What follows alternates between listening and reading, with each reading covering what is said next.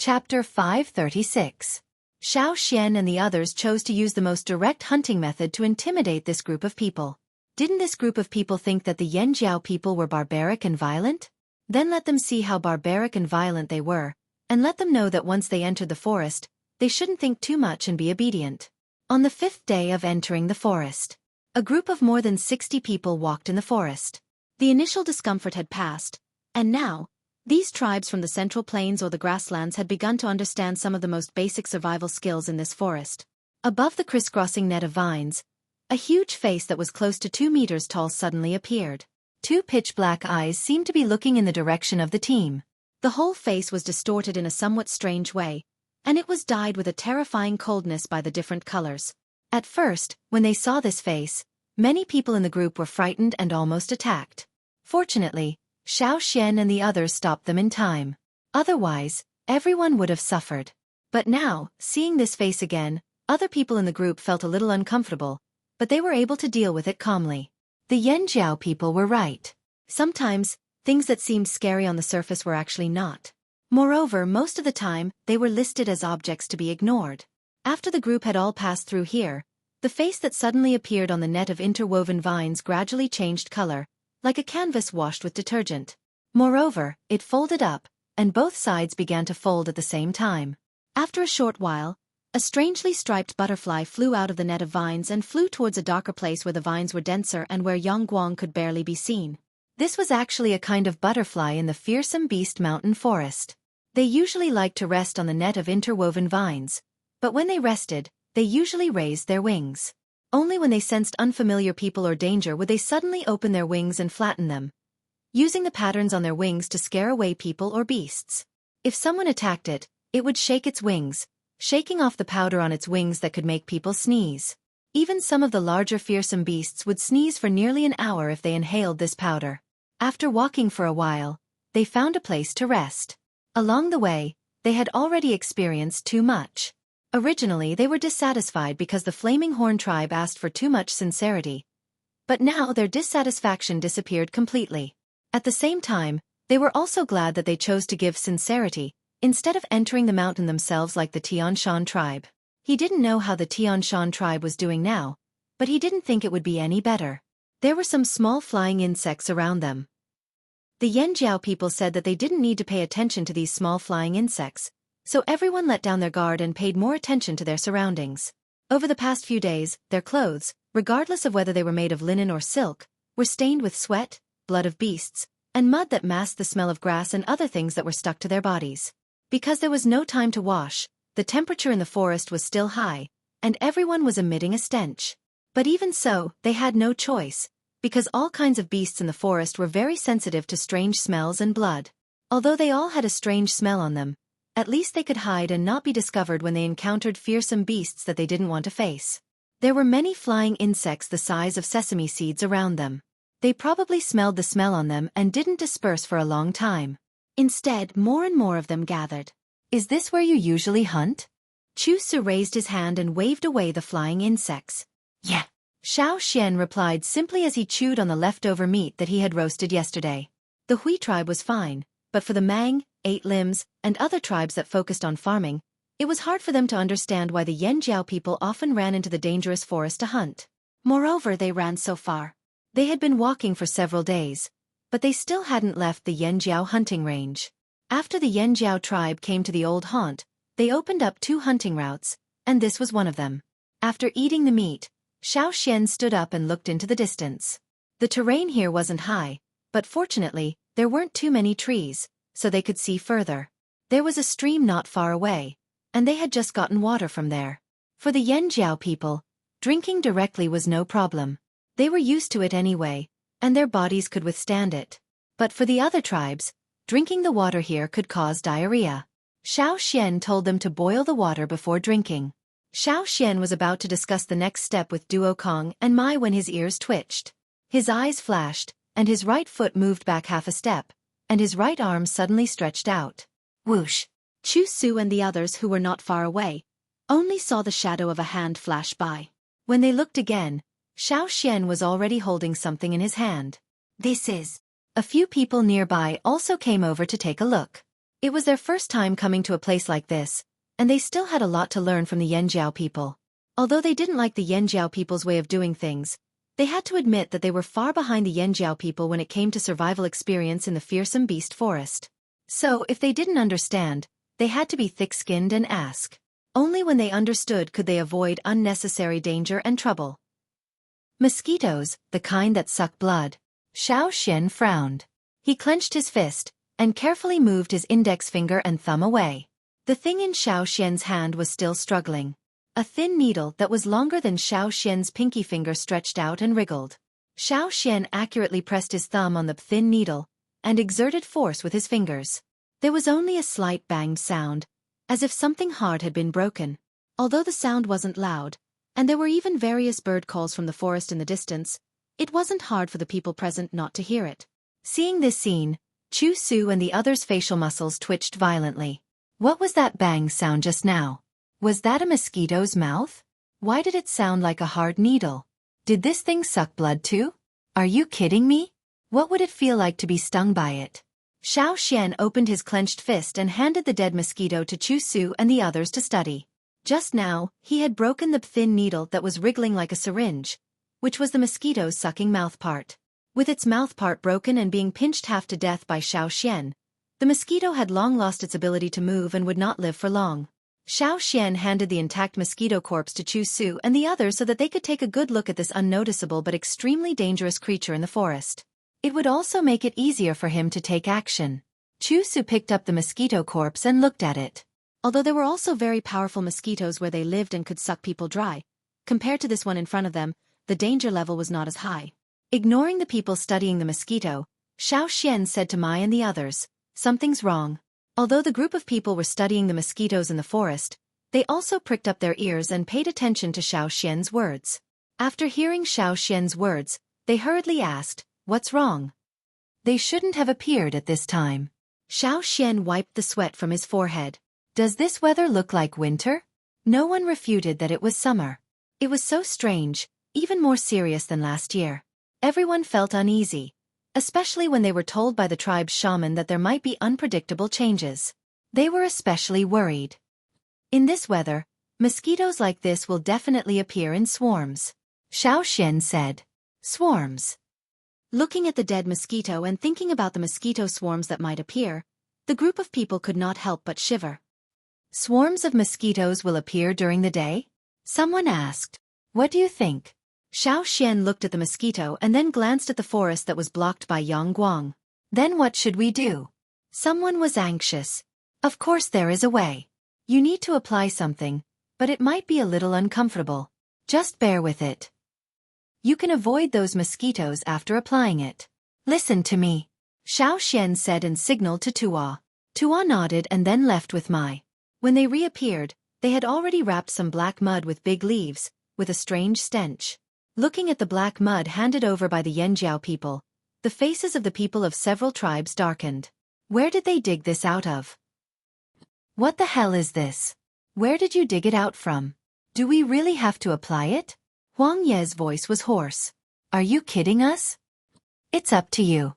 We're just showing you the way. Xueqi said indifferently. Then why don't you apply it? Someone argued.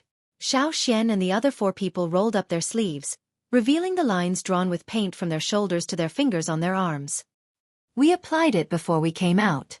We applied it with a mixture of herbs and paint. This is our Yanjiao habit. But we didn't expect that there would be swarms of mosquitoes at this time. We didn't bring much medicine, so you have to make do with this mud. Huang Yi and the others' faces darkened even more. However, for the sake of safety, he endured it and used broken branches to smear the black mud on his body. The smell was so strong that it almost made him tear up. However, at dusk, they knew that Xueqi really didn't lie to them, and their resentment subsided a little. In the forest ahead, buzzing sounds echoed. Even if they didn't go there, they knew the possible situation over there. They couldn't tell how many mosquitoes there were just by the sound. Let's keep going. There's still some distance to the place where we'll rest tonight. The Yanjiao leading the way didn't stop, so the people behind had to keep up. The buzzing sounds in their ears were getting louder and louder. They could clearly hear the flapping of the mosquitoes' wings as they flew by, stimulating everyone's eardrums.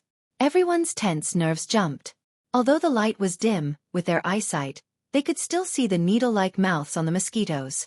There were too many of them. The mosquito swarms in front of them were almost all over the forest. From the ground to the branches above, they were all flying mosquitoes. They all blocked their sight. However, every time a mosquito flew by, it would avoid the people walking over and wouldn't jump up to bite them. Everyone's hanging hearts gradually relaxed. The breath they had been holding in was also slowly released. I told you, we're right to listen to us. Xueqi, who was leading the way in front, said. Chapter 537. The team rested in the cave they had planned for the night. They had found this cave when they were hunting, but it was too small to store bigger prey. After comparing a few places, Yanjiao's hunting team chose another place as their resting point, and this one was used as a backup. Xueqi and the others would not take these people to the resting place of their own hunting team. They could only come here, or they could sleep in the open. Only idiots would lead these people to their own secret base. Xueqi did not trust these people. They set up the firewood and boiled some water in a stone pot they made temporarily. Then they boiled a pot of soup and roasted some meat. In the forest outside the cave, there were some squeaking noises echoing in the air. He didn't know what it was, but it sounded creepy. The mud on their bodies had already coagulated, but they did not dare to take it off because they did not know if they would encounter more mosquito swarms later. Fortunately, the smell of the black mud had faded a little after it had coagulated. Even if it had not faded, they felt that it was bearable now. As the saying goes, one does not know how bad it is after smelling it for a long time. At first, some people were worried that Xueqi was playing a prank on them by giving them some mud with feces. Later they found out that the black mud came from some pits near the stream, because there was a kind of animal that liked to eat mosquitoes living in those pits. Therefore, mosquitoes were disgusted by the smell of the black mud, and would automatically avoid it when they smelled it. After knowing the truth, they felt a lot calmer. But what they did not know was that many animals that went to drink water in the pits where the black mud was produced would also be dragged into those pits. Although the Yanjiao people looked serious, they were actually laughing in their hearts. What is that? Xueqi said, pointing at the foot of the mountain. Xueqi looked down the mountain. In the dark, there were some shining curves in the forest, winding to the distance. There was a small river there, and those shining things were actually some small creatures living by the river. At night, they would float from the bottom of the river and gather near the riverbank. The light they emitted would attract some animals that were attracted to the light. When those animals touched the water, they would find that they were glued to the water and unable to break free. In the end, they would be dragged into the water and eaten. Don't go there. They will eat you, Xueqi said. Not every place that glowed was a channel that produced gems. Some places were absolutely dangerous, especially in a mountain forest like this. On the 15th day in the forest, the team had already left Yanjiao's hunting area and entered the heart of the fearsome beast forest. They had to be more careful as they went forward, because the 5 Yanjiao people did not have much to guide them. No one knew what would be in front of them. The team slowed down. Xueqi, Duokong, Mai, and the other 4 gathered together. It looked like they were discussing something, but in reality, the other 4 were covering for Xueqi. They had seen too many Yanjiao people like this over the past few days, so they were already used to it. Therefore, the people from the other 6 tribes did not pay much attention to it and gathered together to discuss. In a place where no one could see, Xueqi was quickly tying a knot on a straw rope in his hand. When Xueqi opened his eyes and looked at the rope that was finally tied, he read the hints given by the knots. Xueqi pointed in a direction. Over there. The Yanjiao people had just finished discussing the direction when they heard a slightly arrogant voice say, "This old man has observed the weather and predicted that there will be rain tomorrow. At the latest, it will be the day after tomorrow, and it will not be light. It may even last for 2 to 3 days. How do you plan to deal with it?" Xueqi looked at the person who spoke. It was an elder of the Longboat tribe named Mu Yu. Along the way, he had heard him talk about observing the weather several times. The day before yesterday, he had even said that there would be no rain in 3 days. In fact, ever since they entered the forest, it had not really rained. Even if it did, it was just a small dot. Most of the time, it was sunny, and the temperature was getting higher. Looking at the other tribesmen, they seemed to believe Mu Yu's words. The 4 Yanjiao people glanced at the old man who was sitting there pretending to be deep in thought. then looked at Xiao Xian. They did not believe anyone but Xiao Xian. Xiao Xian shook his head. The arrogance on Mu Yu's face became even more obvious. He felt that when it came to observing the weather, no one here could compare to him. Perhaps the Yanjiao shamans had similar abilities, but that was different. The shamans used shaman power, while he relied on his rich personal experience. Moreover, there was no shaman here. The longboat tribe spent most of the year on boats, traveling along the river, so they were more knowledgeable. Observing the weather was a skill that many crew members had to learn. They could judge the weather early, and they could also prepare in advance to reduce losses. Finally, they had a chance to show off their strengths. The longboat tribe also felt a sense of relief. No matter how good the Yanjiao people's survival skills were in the fearsome beast forest, they could not judge the weather a few days in advance, right? These days, they had not heard them talk about it. At most, they could predict the next day's weather from the evening or night sky. They also thought that Xiao Xian's action of shaking his head meant that he did not know the weather. The other tribes were discussing finding a place to take shelter from the rain in advance. They were prepared to hide for 2 or 3 days. They did not want to walk in the rain in this forest. The 4 Yanjiao people knew that when Xiao Xian shook his head, he was actually saying, "Don't listen to his nonsense." There was no rain. Continue in the direction of the divination. Therefore, from the moment they entered the forest until now, this was the first time they had such a big disagreement. Yanjiao wanted to continue in the direction they had decided, while the other 6 tribes were more inclined to the longboat tribe's decision. They wanted to find a place to take shelter from the rain first. Well, Xiao Xian was not angry. He said in a calm tone, "This place is beyond the range we are familiar with. We have done our duty of leading the way. If you have other decisions, we will not object. But we will still follow our own plan." "Wait, we will go with you," Gula hurriedly said. Since the Hui tribe had cooperated with Yanjiao and chosen the Yanjiao side, they should not betray them at this time. Moreover, Gula also felt that it was better to follow the Yanjiao. At worst, they would get wet in the rain. But the eagles in the sky would suffer. They did not like to get wet in the rain. The people of the Mang tribe looked at each other. Xueqi said, "Then let's go together. The Mang tribe is not familiar with the forest. We hope that the Yanjiao brothers can help us." Huang Yi, the leader of the Mang tribe, did not say anything, which meant that he agreed with Xueqi's decision. Although he felt that Mu Yu was right, at the same time, after 10 days of observation, he felt that the Yanjiao people's beast-like intuition was very rare and worth studying. Just as Xueqi said, in this forest, it was better to observe how the Yanjiao people acted.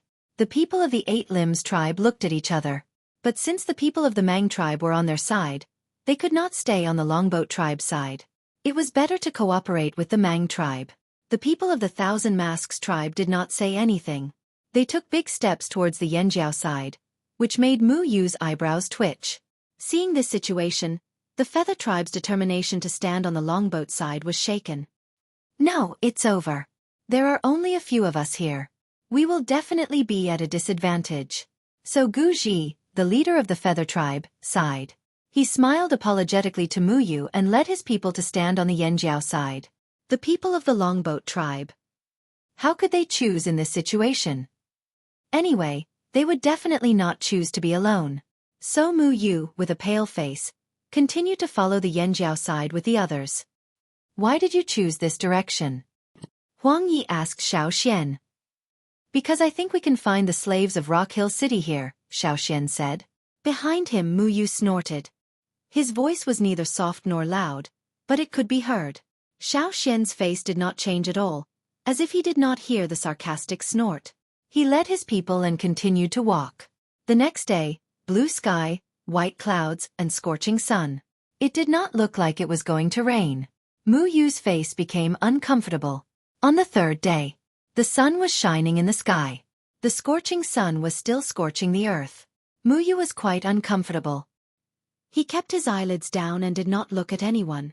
The people of the Longboat tribe did not say anything. They pretended to be dumb. On the 4th day, it still did not look like it was going to rain. However, no one was in the mood to make fun of Mu Yu. After entering the heart of the fearsome beast mountain forest, the sense of crisis was even stronger. They did not want to be distracted. What Xiao Xian did not explain was that the weather in the fearsome beast mountain forest changed too quickly. The closer they got to the heart of the forest, the more unpredictable it was. If Yang Sui of the Rain tribe was here, he might be able to make some predictions in advance. The people of the Longboat tribe? Forget it. Their experience was accumulated under normal circumstances. It might not be applicable here. Moreover, Xueqi felt that the weather was getting hotter and hotter. It was already out of the ordinary and unpredictable. Even if Xueqi learned to observe the sky from others, he could not accurately predict the weather unless he used not divination. Xueqi would not say these explanations. He would not give Mu Yu a way out. Who asked him to be so arrogant before? In the forest, the insects hiding among the leaves were noisy. Xian Mai, who came down from the tree, pointed in a direction with a serious look. Xueqi jumped up the tree and looked in the direction Mai pointed. Not far ahead, there were some gray figures flying among the verdant green. What's wrong? Gula asked. Let's go ahead and take a look. Those gray figures were a type of scavenger bird. When Xueqi arrived, the ground was almost covered in a layer of gray. Sensing people coming over, the gray figures shouted and flew into the sky in flocks. The layer of gray that originally covered the ground was also removed. There were the bones of a fearsome beast on the ground, as well as a few human bones. Whether it was the humans or the fearsome beast, their original appearance could no longer be seen. Less than 1/5 of their bodies were eaten. There was a broken spear stuck in one of the bones. The spearhead was made of metal and not stone. It's those slaves. Seeing this, the people of several tribes were delighted. The flaming horns were right. As they walked in this direction, they actually found the group of slaves sent by Rock Hill City. Chapter 538. There were many broken branches around them. The branches and leaves that blocked the sky above were scattered on the ground, revealing an empty space where Yang Guang could shine directly on the ground. Under the hot weather and scorching sun, the smell of rotting meat spread everywhere, attracting many scavengers. However, they didn't know if it was because a huge beast had been angered here not long ago. Other than the group of gray-feathered scavenger birds and some small flying insects, they didn't see any larger animals. After looking around and finding the tracks they were looking for, the team set off again. Since they had already found the tracks of the slaves sent by Rock Hill City, it was much easier to follow the tracks. After all, there were many slaves. It was said that Rock Hill City sent 500 people this time. Compared to the entire tribe or Rock Hill City, it wasn't a lot. However, to send 500 people all the way from the desert and into the fearsome beast forest was a big deal. Now, Xueqi's team only had 50 to 60 people. After finding the tracks of the slaves, the others no longer doubted the words of the Yanjiao people. In their hearts, they were glad that they chose to follow Yanjiao. Otherwise, if they had to look for a team of 500 people in such a large forest, they might not be able to find it even after 100 days. Many of the tracks couldn't be maintained for too long. The self-healing speed of the forest here was much faster than people thought. Even the corpses they saw were almost eaten up. Tomorrow, there wouldn't even be a bone left. Because the team entered the forest much later than the slaves, the tracks left by the slaves were mostly covered by the self-healing of the forest, so they didn't know where the slaves went in the beginning. Thinking about it this way, the tribes felt that the sincerity they paid to Yanjiao was quite worth it. It was much harder to find a satisfactory place to rest if they were out of Yanjiao's familiar range. There were more hidden dangers in the forest, and they were more hidden. It was impossible to guard against them. Following the trail left behind by the slave caravan for 4 days, 5 out of the 63 people in the caravan were now missing. They had lost their lives due to various reasons along the way. This morning, a member of the Longboat tribe was poisoned to death by a poisonous snake. They didn't even have time to rescue him. That person was bitten on the neck. Before anyone could check on his injuries, his entire neck turned black rapidly, as if it had been dyed with ink. It even started to fester. The person who was bitten died not long after. That was an intermediate totem warrior. His body was resistant to poison, but he didn't last long. In the end, he couldn't even say a word. The venomous snake that had bitten people was lying in ambush on the tree. It was silent, like a dead thing that had clung to the tree. It seemed to have merged with the tree and would only attack when people passed by. In the past, the people of the Longboat tribe thought that large snakes were generally not poisonous, unless they were ferocious beasts. But here, there were many kinds of large poisonous snakes, and they were all highly venomous. Just like the one that had bitten their companions, It was thicker than a person and extremely poisonous. After its head was cut off, it almost bit another person. If the Yanjiao people hadn't acted fast enough, the Longboat tribe would have lost 2 people. Don't think that these things are harmless just because their heads are cut off. Be careful, or it'll be too late to cry. Xiao said to those people. Because he had been to forests like this before. Before the Yanjiao tribes migrated to the old haunt, many of the hunting teams had passed through forests like this. Especially the advance group, it was no less difficult than here. Therefore, even though it was the first time Mai and Tuo came here, they were able to adapt quickly. It was their first time here, so they weren't familiar with the terrain. They couldn't find a cave for them to rest in, so they had to sleep in the open most of the time. 2 days ago, when they were looking for a place to rest, they spent the night in the open air on a mountain. They didn't find a cave, so they rested in a leeward place near the mountainside. The slave teams that had passed by here before should have also rested here, leaving behind traces of activity. There were some carvings on the mountain wall. With Xiao's understanding of stone, many of the carvings on the mountain wall weren't made in a short period of time. Some of them should have been made a long time ago. This also proved that there were slave teams that had been sent here before. Finding traces of slave activity also confirmed Xiao's guess. The people from Rock Hill City had definitely caught the green-faced fanged beast. Along the way, they saw some slave corpses from time to time. Some were already gnawed beyond recognition, and some were mutilated. In a place like this, humans were the prey. At noon, 2 people from the 8 Limbs tribe went to the river to get water. However, they didn't go too close to the river. The day before yesterday, one of their people was dragged into the river because he was too close. He didn't even see what was dragging him. The weather was getting hotter, and it was very tiring for them to travel. They were sweating all over. Walking in the forest, although the branches and leaves above blocked most of the yangguang, everyone could feel the higher the temperature, and the stronger the need for water. A thin wire was tied to a hard shell that looked similar to a coconut. The round shell had a hole half the size of a fist dug out. A stone was tied to the shell, and then the shell and the stone were thrown into the river 20 meters away. With a thud, the round shell was pulled down by the stones tied to it. The river water poured into the round shell from the hole dug out. When they felt that it was enough, the 2 warriors of 8 Limbs suddenly pulled the strings in their hands, trying to pull back the round shell that had been filled with water. As soon as the water-filled shell emerged from the water and was pulled into the air, a 2-meter-long figure suddenly jumped out of the river and bit the shell that was pulled into the air. Then, the shell fell back into the water, causing the water to splash everywhere. The 2 warriors who were fetching water could still clearly hear the cracking sound of the round shell that was filled with water breaking. However, they had seen similar situations several times.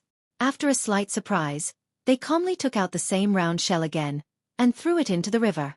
This time they were not bitten, and the water was successfully fetched. Next time, we can change it to a more solid silk.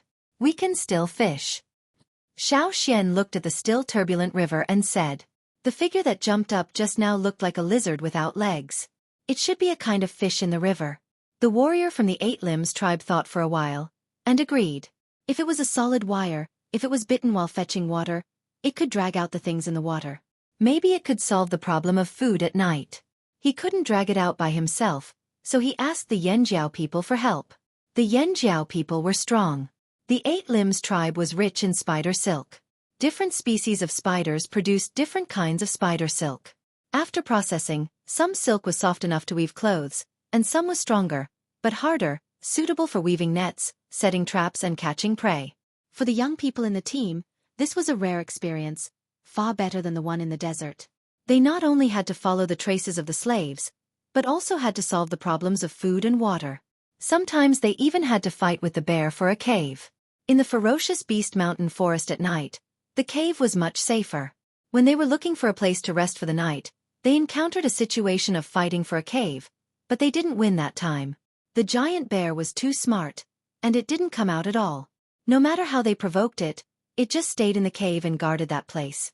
If the giant bear was lured out of the cave, they could cooperate to deal with it, or even turn it into their dinner. But if the bear didn't come out, it was difficult. The people outside couldn't rush in, and the bear in the cave made full use of the terrain to defend. The people in the team took turns to attack it, but they still couldn't lure it out. Chu Su and the others were roared at by the giant bear. The giant bear must have eaten fish, because its saliva still had a strong fishy smell. Now Xueqi was walking with the fishy smell all over his body. However, they didn't know if it was the effect of the giant bear's saliva, but there were several times when the people in the team were ambushed by beasts, but none of them attacked Xueqi. This was another kind of luck for him. Another half a day passed, and when the team went over a mountain, they stopped halfway up and planned to rest. What's wrong? Seeing Xiao standing on a rock and looking into the distance, Duo Kong and the others came over and asked. Xiao pointed to the front. Did you notice anything different? Different? Duo Kong and the others looked in that direction. There are many mountains. Not only that, the leaves in that place are very different. Xiao pointed out. Now that you mention it, I think so too. The leaves there look soft and tender. Duo Kong touched his chin and reached out to pluck a leaf from a shrub next to him to take a look. Perhaps it was because the weather was too hot and there was no rain for a long time, but many of the plants here looked a little withered. The leaves on the branches a little further away from the trunk looked very listless. However, when he looked in that direction again, although he couldn't see what kind of plants were growing on the mountain due to the distance, the emerald greenery there was indeed very eye-catching. Even the slanted sunlight couldn't dim them, especially in such a hot climate. The greenery there was so tender and fresh that water could be squeezed out with a little pinch. It was very refreshing. Hey, look, there's smoke over there, Mai said. Mai's voice also attracted the others in the team to gather and look in front. Among the towering mountains, in the lush green field of vision, some gray smoke was rising from the mountain forest over there. However, because of the wind, it was blown away as soon as it came out. It's that group of slaves. It must be them. We've finally caught up. The people in the team were excited. Xiao looked at the mountain over there and said, maybe what they're looking for is in the mountain forest in front of us. The team was silent, and more than 50 pairs of eyes looked at Xiao. Elder Xiao means that it's here? Huang Yi asked. Along the way, they had seen a lot. Their attitude towards the Yanjiao people had also changed significantly, especially Xiao, who played a role in decision-making. When Huang Yi and the others spoke, they would use the word elder, which was also a kind of recognition. However, Xiao didn't care about this. He didn't care whether others recognized him or not. At this moment, Xiao looked at the mountain forest in front of him, thinking about the information about the green-faced fanged beast. There were many mountains in front of him, so there should be more water. At first glance, it gave people a sense of tranquility. In the fearsome beast mountain forest, it could be considered a special area. The green-faced fanged beast could really be there. Chapter 539. In the middle of the mountains, the sound of people shouting could be heard from the wooden houses that were built. These wooden houses were built recently. The broken parts of the wood were relatively new. The wooden houses were arranged here, and it looked like a mountain village that lived in seclusion in this uninhabited place. Thick wooden pillars more than 10 meters tall had been erected around the perimeter, forming a wall that blocked some of the smaller wild beasts outside. On top of the tall tower, there were 3 slaves with tan skin. They were standing there and looking in 3 different directions. In the open space, huge beast bones were thrown there. The bones were so white that there was not a trace of flesh left. They had been disassembled to the point that their original appearance could not be seen. Only the eye holes and nostrils above let people know that this was the head of a giant beast. The bones, horns, and teeth that were suitable for polishing weapons had been dismantled. The sound of polishing bones and horns could be heard everywhere. Although most of the weapons they brought out were metal weapons, they had consumed a lot. The conditions here were limited. They could only repair some of the metal weapons that were not seriously damaged. Those beyond the repair range could only be put aside. Without weapons, they could not survive in this place full of fierce beasts and dangers. Compared to stone tools, bones, horns, teeth, and so on were more convenient. The slaves in charge of polishing were running back and forth with a variety of tools. They seemed very busy. Compared to other people's movements, there was a small open space in the middle of the wooden houses. No one dared to run around here, let alone shout loudly. There was a bonfire in the middle of the clearing. Pieces of beast bones with meat were being roasted there. Fat dripped into the bonfire, making sizzling sounds. A middle-aged man who was relatively fair sat beside the bonfire. The other slaves were either wearing tattered sackcloth or wrapped in blood-stained animal skins, but this middle-aged man was wearing very clean clothes. It was also linen, but the cloth on his body was woven more carefully. The texture was obviously different from the others. There were some scratches at the corners of his clothes, but there were no holes at all. At this time, the middle-aged man was frowning, looking at a drawn animal skin roll in his hand. There were some simple drawings on the animal skin scroll. The dark green triangular shapes were mountains, and the shapeless large green areas were forests in other places. Among these green areas, there was a sandy yellow line passing through them and finally ending at one place. It was a simple map. The line on the map was the route their team had taken. One end of the line was where they had entered the forest, and the other end was where they were now. After making sure that he had not gone the wrong way, the middle-aged man's brows furrowed even deeper. Several senior slaves standing next to him bowed their heads and only used their peripheral vision to carefully pay attention to the person sitting on the stone and looking at the map. They knew that the other party was in a bad mood, so they didn't dare to say anything, for fear that they would say something wrong and cause the anger of this person. "It's here.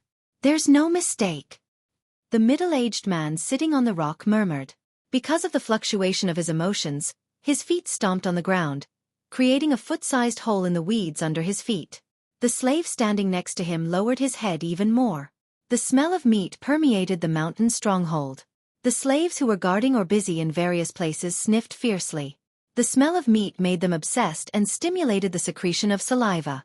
However, even if they wanted to look over there, they still resisted the urge to turn their heads and stared at the work in progress in their hands.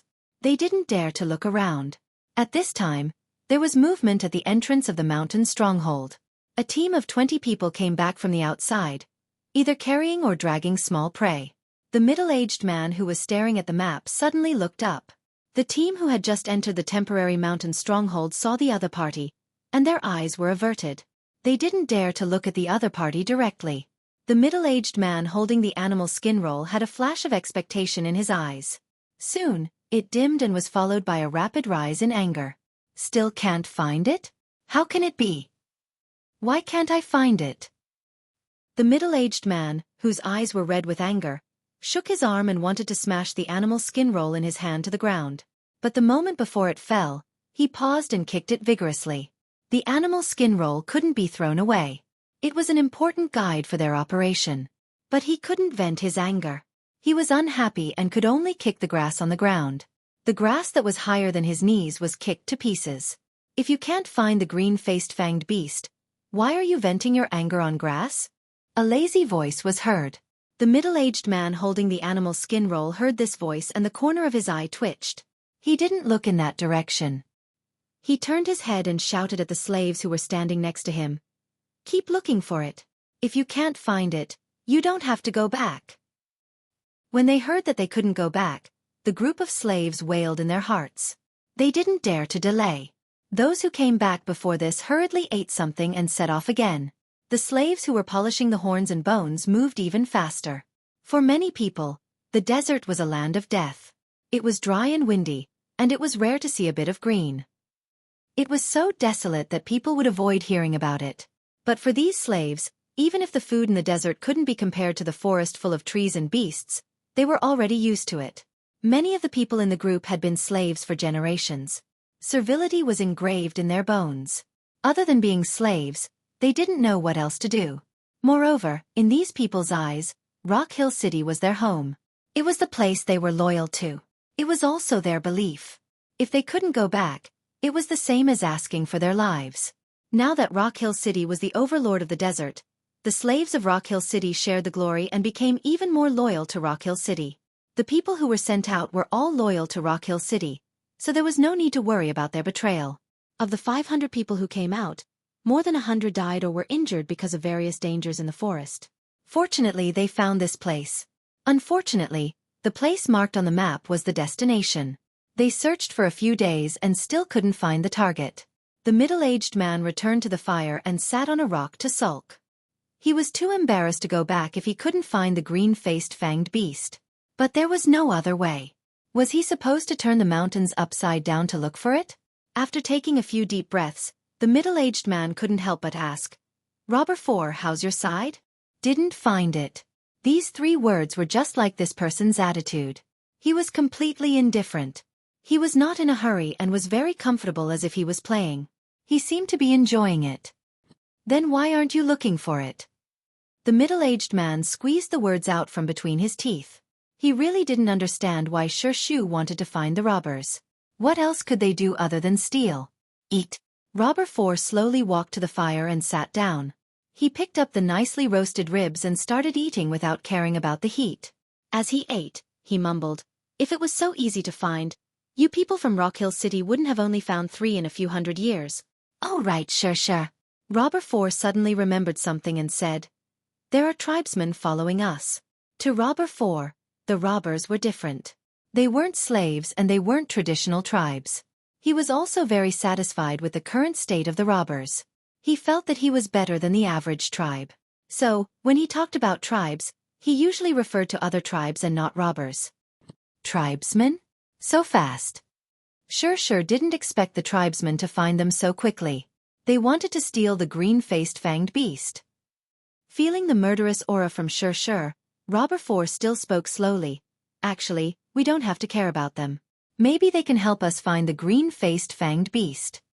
Hearing this, Xueqi's eyes flashed. He didn't say anything, but he agreed with Robber 4. They had been here for a few days and hadn't made any progress. Maybe the tribesmen could find something? After finishing the meat, Robber 4 didn't stay any longer. He walked out of the village and into the dense forest outside. The slaves on guard acted as if they didn't see him. In the forest, the humid air dispelled the heat brought by the weather. Under the branches that covered the sky, there was a refreshing breeze. Robber 4 walked in the forest. Most of the weeds on the ground were taller than his waist. Walking in the forest was like walking in a sea of green. There weren't any slaves from Rock Hill City here. "How is it?" Robber 4 asked. 5 steps away from him, on the trunk of a big tree, the silhouette of a person slowly appeared. "I couldn't find anything." The person who came down from the tree said in a puzzled tone, "The slaves only know that they are here to look for something. They don't know anything else. But I can confirm that Xueqi is in a hurry. What is the use of the green-faced fanged beast?" If Xueqi didn't say, we wouldn't know. But we don't have to move for now. Whether the slaves find the green-faced fanged beast or the tribesmen find it, it's a good thing for us. Understood. As he spoke, the person jumped up and ran forward, disappearing in the blink of an eye. A long, dark green polypede suddenly stood up from the thick grass. Its 2 pincers expanded to an exaggerated angle and pounced towards Robber 4 who was standing in the grass. But in the next moment, the person standing there disappeared. The polypede that stood up half of its body missed its target. The 2 antennae on its head spun like antennae, as if it was searching for something. When it couldn't find anything, it gave up on its prey and dived back into the thick grass. From afar, among the waves of green grass, some of the leaves were swaying. It was like a ripple on the surface of a lake. Then, the swaying of the leaves became smaller and smaller until it stopped. The forest returned to its previous tranquility. Chapter 540. It was a strange tree without any leaves or branches. It was like a bare wooden stake standing there, except that there were hundreds of fist-sized holes on it. Crack! The swinging axe brought with it a torrential wind, chopping down the strange-looking tree. "This is the last one." Xueqi wiped the sweat off his forehead and chopped the tree into several sections with his axe. As he chopped down again and again, the fist-sized holes in the tree had flower bud-like things sticking out. The 2 closed leaves were wide open as if they wanted to bite something. This was the tree that bit off a piece of flesh from a Mang warrior today. It was poisonous and could prevent blood from clotting. If the wound was left untreated, the blood would continue to flow. After cutting the tree into small pieces, the large flower buds on the tree drooped down weakly as if they had lost their strength. Only then did Xueqi pick up the pieces of wood and throw them into the woven net, saving them for the fire. As long as the buds were plucked from the tree, they could burn easily and were suitable for firewood. They followed Xueqi and a few other Yanjiao people into the mountain range and found a place to rest on another mountain not far from the Rock Hill City people. A little higher up the mountain, there was an underground cave. They were all resting there. If the people from Rock Hill City had started a fire, they would have been able to see the smoke coming from the other side of the mountain. Xueqi dragged a net of chopped firewood back to the resting place. There was a flat boulder and under the boulder was a wide and short cave entrance. Xueqi had to bend his knees when he entered. It looked narrow from the outside but it was much more spacious inside. It could accommodate more than 50 people and there were some roasted meat and fresh fruits. The cave was not crowded at all. However, because it was an underground cave, the ventilation holes around it could not bring in more light. They could only rely on water moonstones when they were inside. It's so hot. Xueqi threw the net of firewood aside and lay on the ground to rest. The cold stone floor made Xueqi, who had been busy the whole morning, feel so comfortable that he let out a long sigh. When the temperature outside was getting higher, it was indeed much cooler inside the cave. In this kind of weather, it was easy to forget that it was actually winter. Everyone in the cave surrounded Xian and ignored Xueqi. Instead, they were staring at Xian's hands. Those who were younger and had a lower status in the group could not squeeze in at all. They could only scratch their ears and cheeks at the side, listening to the discussions of the few people inside. Their hearts itched, but they had no choice but to wait at the side. Not done yet. Xueqi asked the person who was pushed aside. It was a young warrior from the Eight Limbs tribe. Should be done soon. The man replied. When Xueqi went out of the cave to chop firewood, someone brought back a trap that was dismantled from the trap set by the slaves of Rock Hill City. Although it was taken down, the trap was still mostly intact. It was just that there were some complicated knots and structures.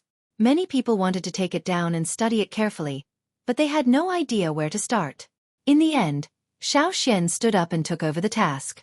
It was obvious that the trap was set up in a dense area. There was a bait and a lasso, as well as some metal parts. It looked like a trap specially made for something. What were the people from Rock Hill City looking for? Green-faced fanged beasts. Xian had already told everyone that the people from Rock Hill City were looking for the green-faced fanged beasts.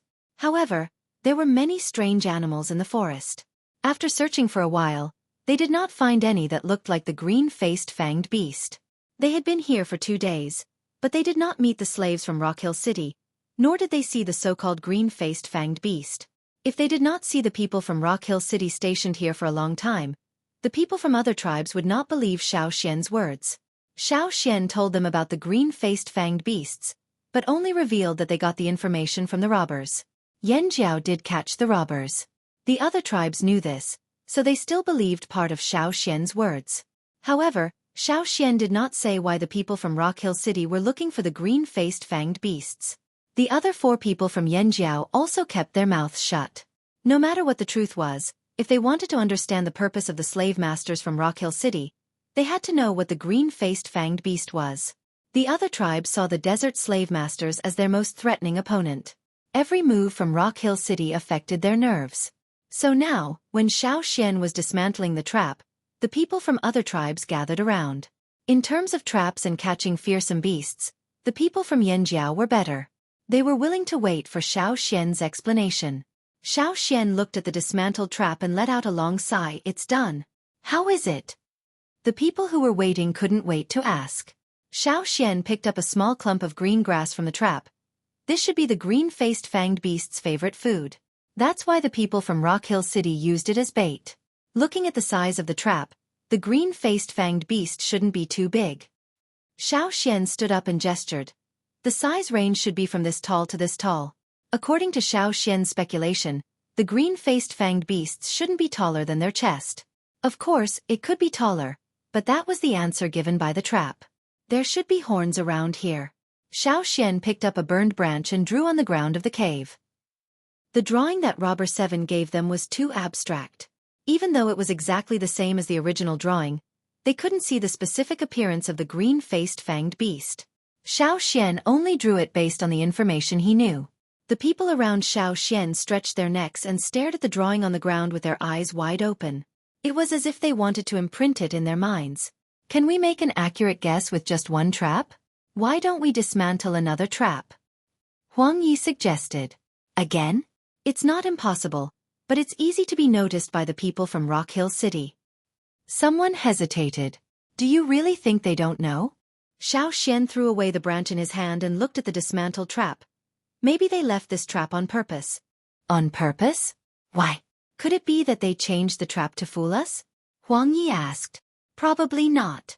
I think the people from Rock Hill City want us to find it more. Why do you say that? Because they can't find it. Xian deliberately emphasized the words can't find it. The green-faced fanged beast was indeed not easy to find. Otherwise, Yanjiao's hunting team wouldn't have been able to find it until now. The slaves in Rock Hill City should have been carefully selected, and there were bandits following them. Even if the slaves didn't notice, the bandits must have noticed the existence of this group of people.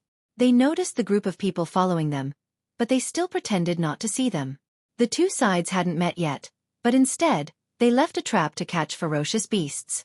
Xian wouldn't believe that they didn't have other intentions. So, the people from Rock Hill City didn't come over these 2 days because they knew we were here? Guji walked in circles and thought. This is also a good thing. Let's go find our own things. Okay, let's follow Elder Xian's drawing and start looking for this green-faced fanged beast. Huang Yi said and looked at Xian. Elder Xian, do you have anything else to say? Nothing else.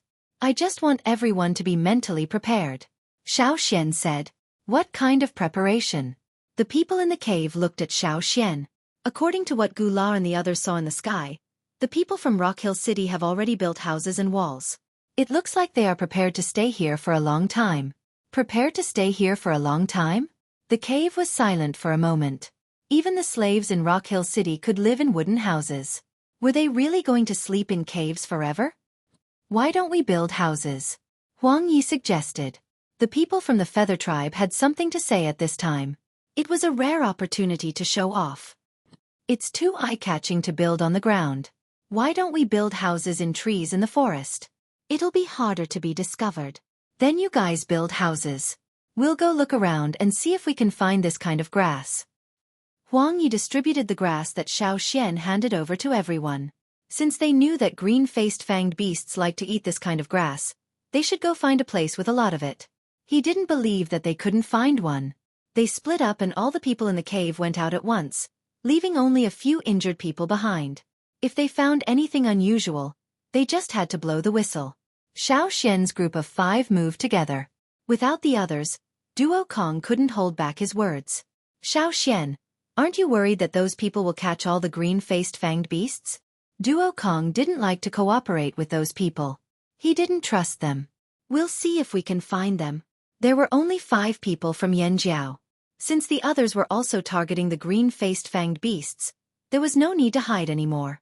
The most important thing now was to confirm if the green-faced fanged beasts were really here. If they were really here, Yanjiao would have plenty of opportunities in the future. After all, they lived in the fearsome beast forest. Duo Kong thought about it and didn't say anything more. The grass they got from the trap didn't look special at first glance, but if you looked closely, you would find that it was different from many other similar grasses in the forest. The biggest difference was that when you sniffed it up close, you could smell a faint fragrance.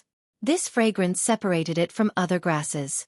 The problem was that there were so many similar grasses in the forest. You couldn't just go and sniff every one you saw, right? What if you were poisoned? As people who often hunted in the forest, the 5 people from Yanjiao had good eyesight. They were better than the others. However, they only found 5 stalks in the cave at night. On the whole mountain, they only found 5 stalks. The growth rate was terrifyingly low. The possibility of green-faced fanged beasts appearing here was also much lower. Don't worry, we'll continue tomorrow, Xian comforted them. Outside, the Feather Tribesmen were very efficient. They had already built small houses on the trees. Each house was about 10 square meters. They were covered with vines and branches, so it wasn't easy to find them. However, compared to those, the 5 people from Yanjiao still preferred to stay in the cave. That night, half of them stayed in the cave while the other half stayed outside. Compared to other sleepless nights, Xian had a good night's sleep. He even had a dream. Chapter 541. Under normal circumstances, Xian rarely dreamed. Every time he dreamed, there must be a reason, and it must be something important that might actually happen. Counting all the dreams he had so far, which one of them didn't have a strong hint? Xian sometimes wanted to have that kind of dream a few more times. Unfortunately, it wasn't something he could control. It could only be encountered and not forced. But on this night, after Xian fell asleep, he entered a dream that he hadn't had in a long time. Xian felt like he was in the middle of a mountain forest. He could hear the leaves and grass around him rustling due to the gusts of wind, like waves rising and falling. Looking up, the 2 moons in the sky were getting smaller and smaller. After all, it was the end of the year. The two moons had separated into thin, curved buds, unable to bring enough light to the earth. There was no starlight, and the surroundings were very dark. Xian wanted to use his special vision to observe this place, but it was useless. After using it, it was as if he was shrouded in a thick layer of fog. It was worse than normal vision. Aside from the limitation of his vision, Xian felt that his mind was actually very clear. His senses were sharp, and he could clearly hear the subtle movements around him. This feeling was very strange. It was as if he knew that he was in a dream, but also had the sense of being in a real environment. Although the surroundings were very dark, Xian could still make out the rough outline of the surrounding trees and rocks. He just couldn't see them in detail. Rustle, rustle. It seemed to be the sound of the wind blowing. Amidst the rustling of the grass and trees, there was another sound. It wasn't obvious and was difficult to distinguish among the various sounds. If one's hearing wasn't good enough, they might not be able to hear it.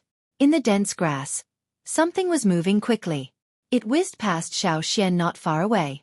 Xian only saw a blurry shadow running into the distance like the wind.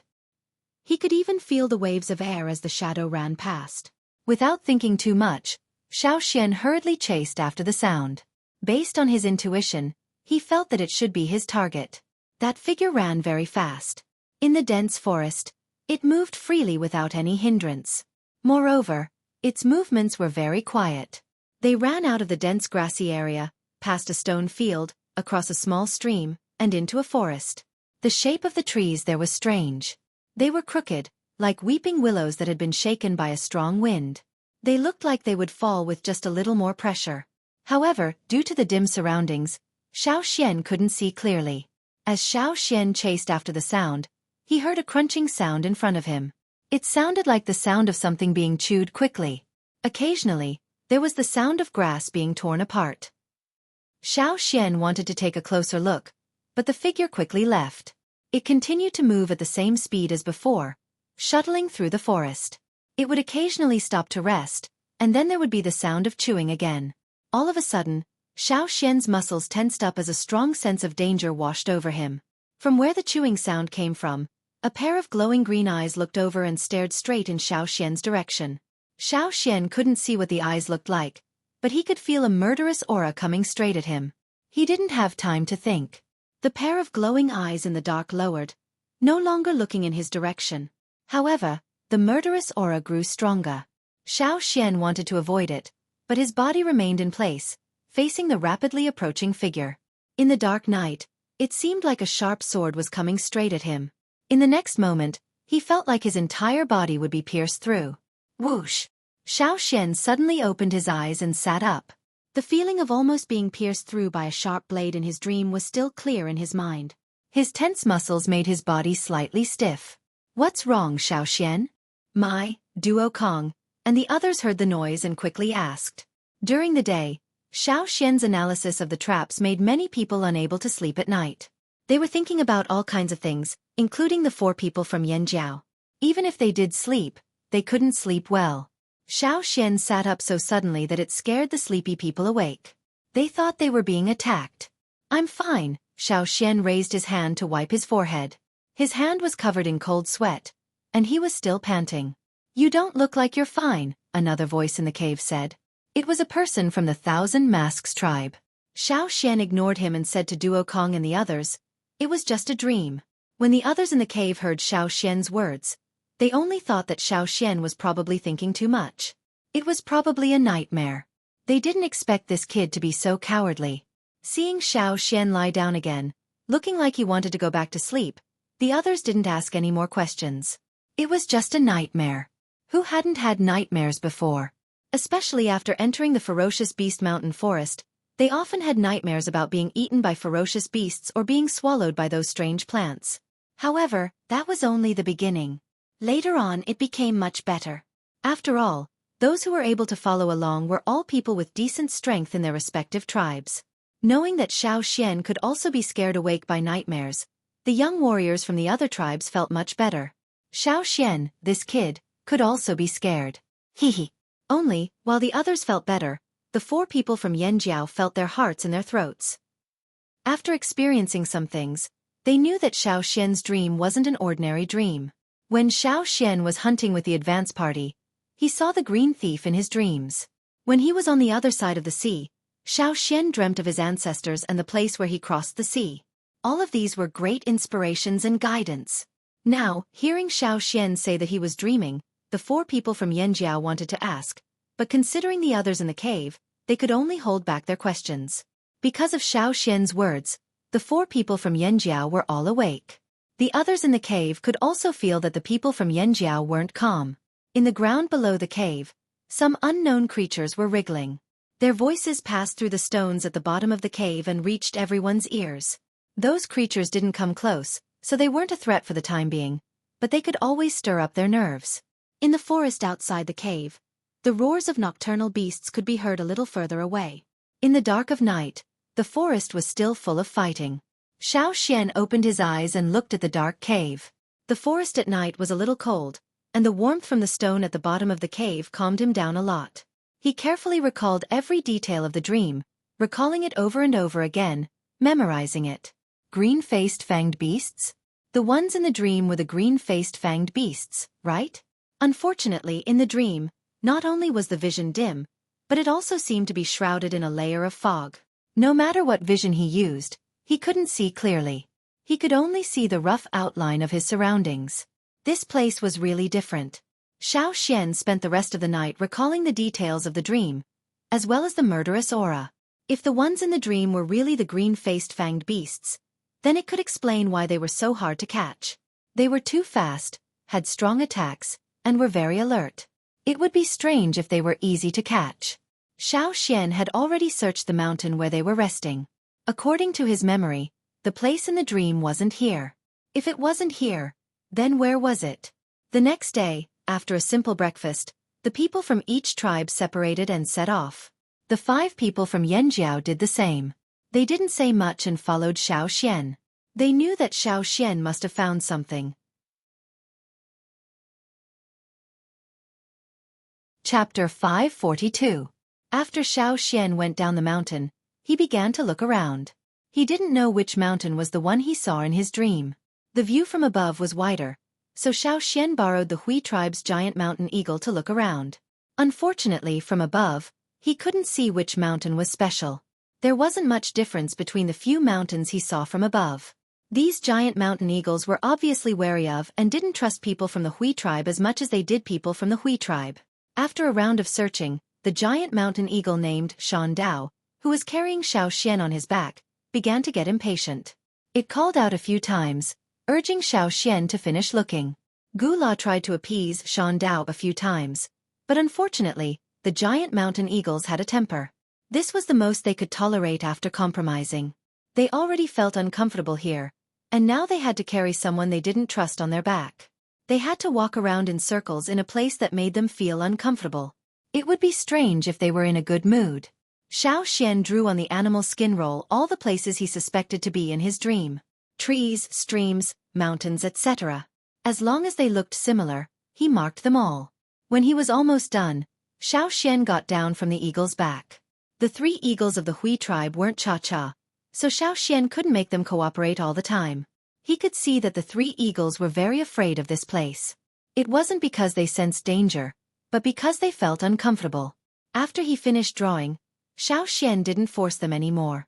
He thanked Gula, and Xiao Xian led the 4 people from the Yanjiao to search according to the places marked on the map. They couldn't be sure where it was, so they could only use the method of searching mountain by mountain. At first, some people wanted to follow Xiao Xian, but when they saw Xiao Xian and the others looking around aimlessly, they lost their patience and didn't continue to follow them. The 5 of them quickly shuttled through the woods. Xiao Xian ran at the front, his eyes sweeping around. If he found a marked place, he would stop to take a look. If he couldn't find it, he would change to another place. After searching 3 mountains, the 5 of them stopped to rest. The forest was quieter than the other places they had passed. The place where they stopped was even quieter. They could only hear some birds and insects chirping, and the faint roars of beasts in the distance. The most obvious sound was the heavy breathing of the 5 people due to the continuous running. With their physiques, they wouldn't be this tired even if they chased their prey for several days, as long as they didn't have to fight with fearsome beasts. Along the way, they did not encounter many ferocious beasts, let alone giant ones. As long as they were careful of the plants and animals hiding in the shadows, they would be fine. They were already used to hunting in the mountains and forests. The animal and plant crisis here was nothing to them, but they felt tired. Very tired. It's so hot. Duo Kong sighed.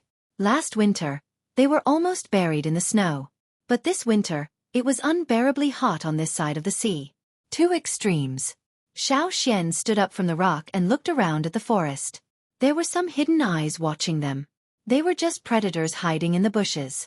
They were the smarter ones in the forest. They were judging and measuring the fighting power of Xiao Xian and the others. If they felt that they could attack, they would probably take action. But now, they were still hesitating.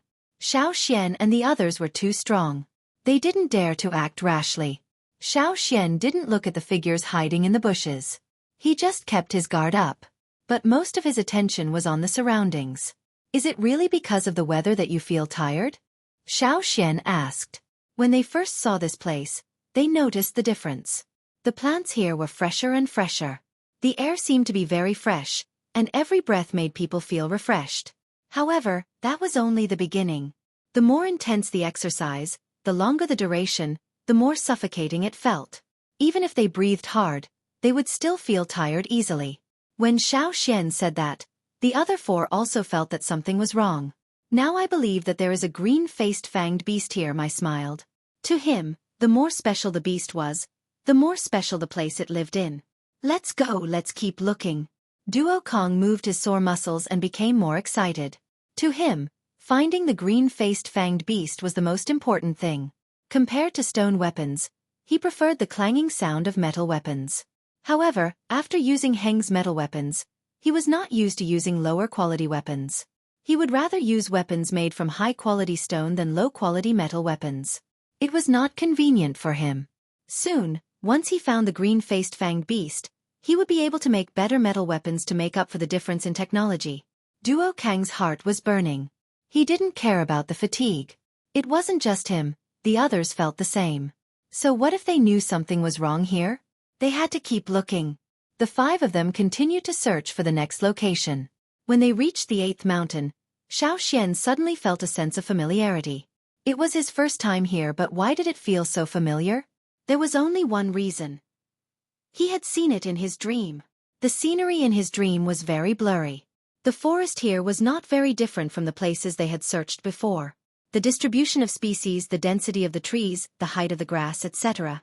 But now, Xiao Xian stood in the middle of the forest and the sense of familiarity grew stronger.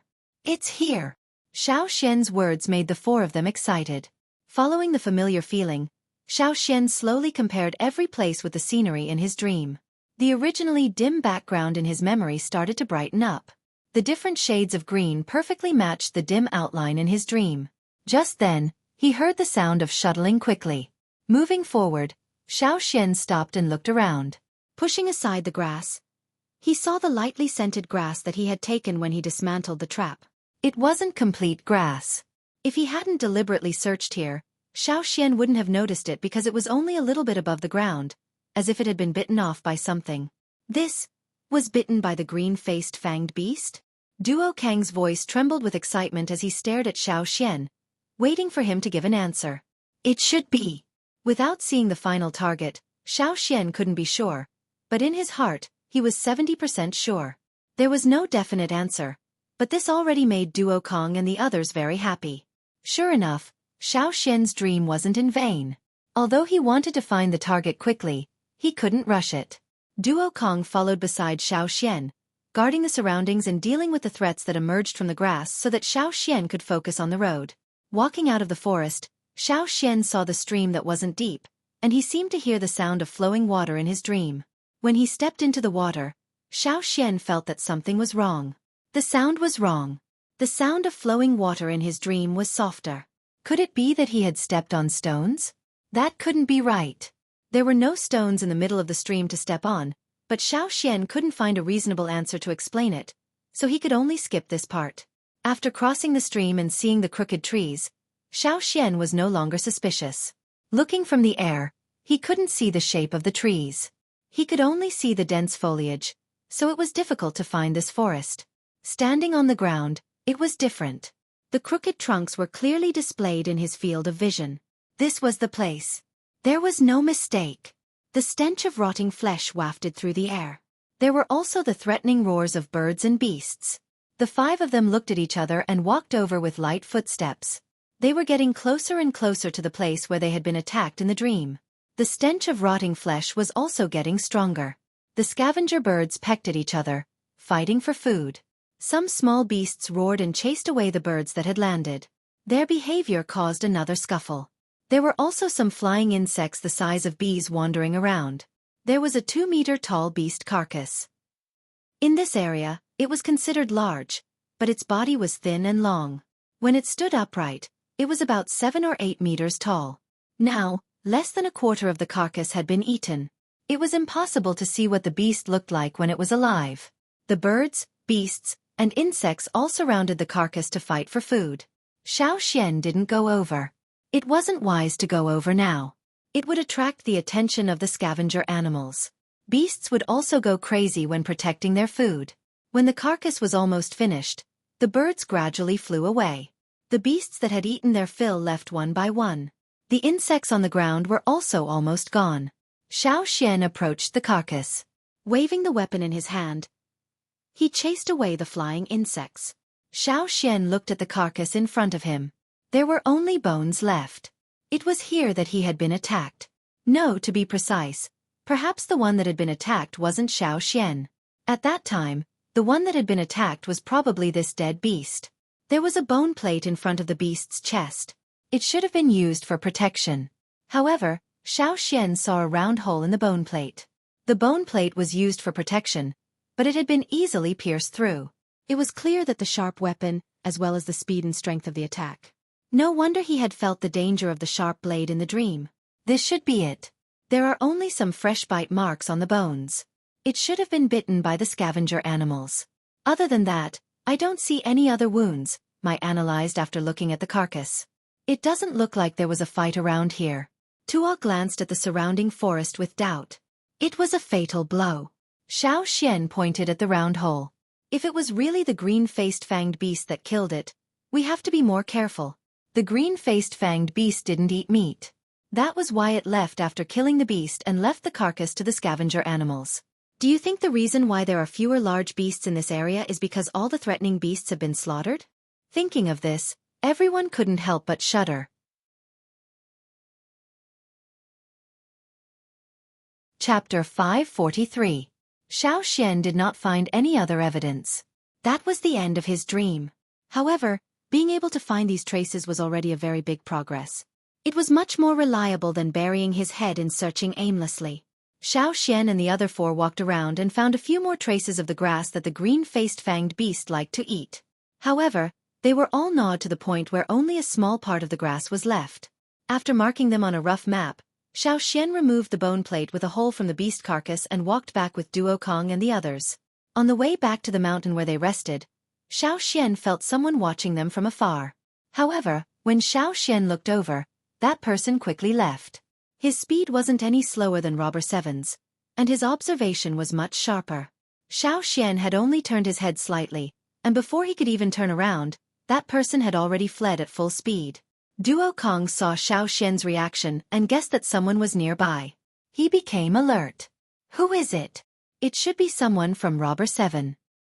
He's not any worse than Robber 7. Maybe he's even ranked higher in Robber 7, Xueqi said and did not chase after him. Instead, he carried the bone plate and continued to walk back. After Xueqi and the other four left, the person who had run far away waited for a while before circling back. He then followed the path that Xueqi and the other four went until he saw the dismantled beast carcass. He didn't see what Xueqi and the other four did here. When he came to the area, he saw Xueqi and the other four leaving with a bone. He was also surprised to see someone from Yanjiao. The person looked at the beast carcass carefully and then looked around.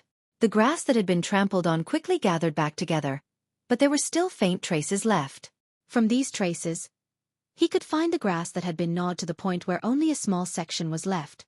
Seeing this, the person intertwined his fingers in a strange position to form the shape of a conch. Then he blew into it. A series of beast-like snoring noises rang out. They weren't sharp, but rather deep, and spread far and wide. Not long after, 2 more figures came over. They were like agile monkeys jumping around in the forest. Have you found it? The person who had just arrived asked. No, I just found something. The person who sent the signal just now told him what he had seen. That should be it.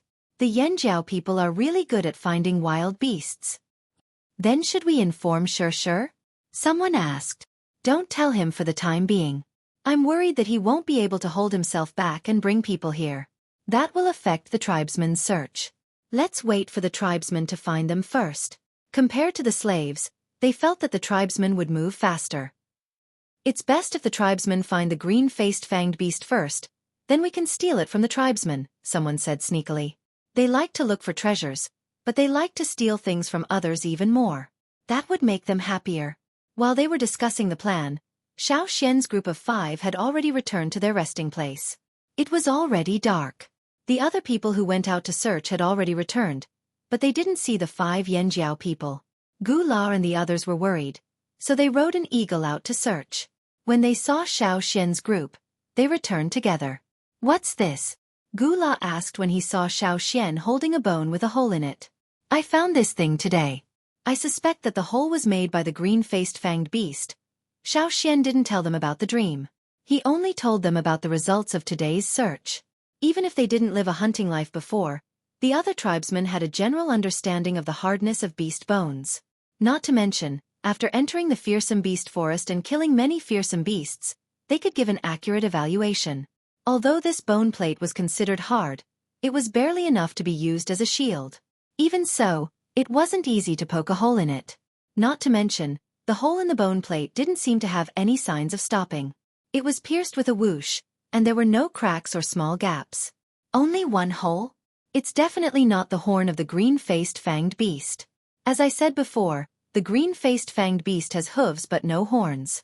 If the hole was really made by the green-faced fanged beast, then it should be its teeth, Huang Yi analyzed. But even if the green-faced fanged beast caused all this, there's only one hole. Didn't Xueqi also say that the green-faced fanged beast has 2 pointed teeth? Chusu asked. Maybe it only has 1 tooth, Huang Yi guessed. For them, the purpose of this trip was to figure out what the slave owners wanted and what they wanted to do. Now they were just waiting to catch a green-faced fanged beast and bring it back for research. No matter what the truth was, and whether the hole in the bone plate was made by the green-faced fanged beast, everyone had to be vigilant. If it could easily poke a hole in the bone plate, it would be even easier to poke a human. At night, some people still slept in the trees outside the cave, some slept in the cave, and the rest took turns to be on guard. As the night deepened, the surroundings began to quiet down. The insects seemed to have shut up, and it was particularly quiet. Rustle, rustle. It was like the sound of the wind blowing the waves of grass with a rhythmic rhythm. In such a dark night, there was a strange sense of calmness. This kind of night made people sleepy. Among the swaying grass and the sound of the branches colliding with each other, there was a sound that was not obvious. It was coming closer to the mountain. The warrior on guard looked in that direction but did not find anything. There was only the movement of the thick grass swaying with the wind. He stared for a few seconds before turning to leave. Just as he turned around, a pair of eyes with a dim light appeared from the grass. The warrior who had just taken 2 steps felt the hair on the back of his neck stand up. The feeling of being targeted by a prey was like being in an ice cellar. He quickly turned to look in that direction and threw a spear in his hand. The spear pierced into the grass, and the people on guard only saw a figure flash in the dark forest and disappear in the blink of an eye. What was that? One person asked. I don't know. Could it be the green-faced fanged beast? Another warrior asked. No way. The green-faced fanged beast came here by itself? I didn't see it clearly. Maybe it's just an ordinary beast in the forest. Let's build a fence tomorrow, someone suggested. I think we should build one too. The warriors on guard whispered to each other. After the figure left the mountain, it passed through the forest and came to another mountain. Finally, it stopped and raised its head slightly, as if it was sniffing something in the air. It smelled a fragrance that it liked. Then, like the wind, it passed through the forest until it came to the place where the fragrance came from. There was a trap there. It was similar to the one the tribesmen took back the other day, but the workmanship was better. In the trap, there was a small bunch of grass tied to it. It was the source of the fragrance. The figure stopped there for a moment, then slowly walked in that direction. The next day, the slaves from Rock Hill City routinely checked the traps and found that the grass tied to the trap was gone. The trap had been activated before, but it was broken again. The people from Rock Hill City reported this to Xueqi. Xueqi was very happy. Even if they didn't catch it, it was good as long as there was news. He immediately ordered people to increase the range and number of traps.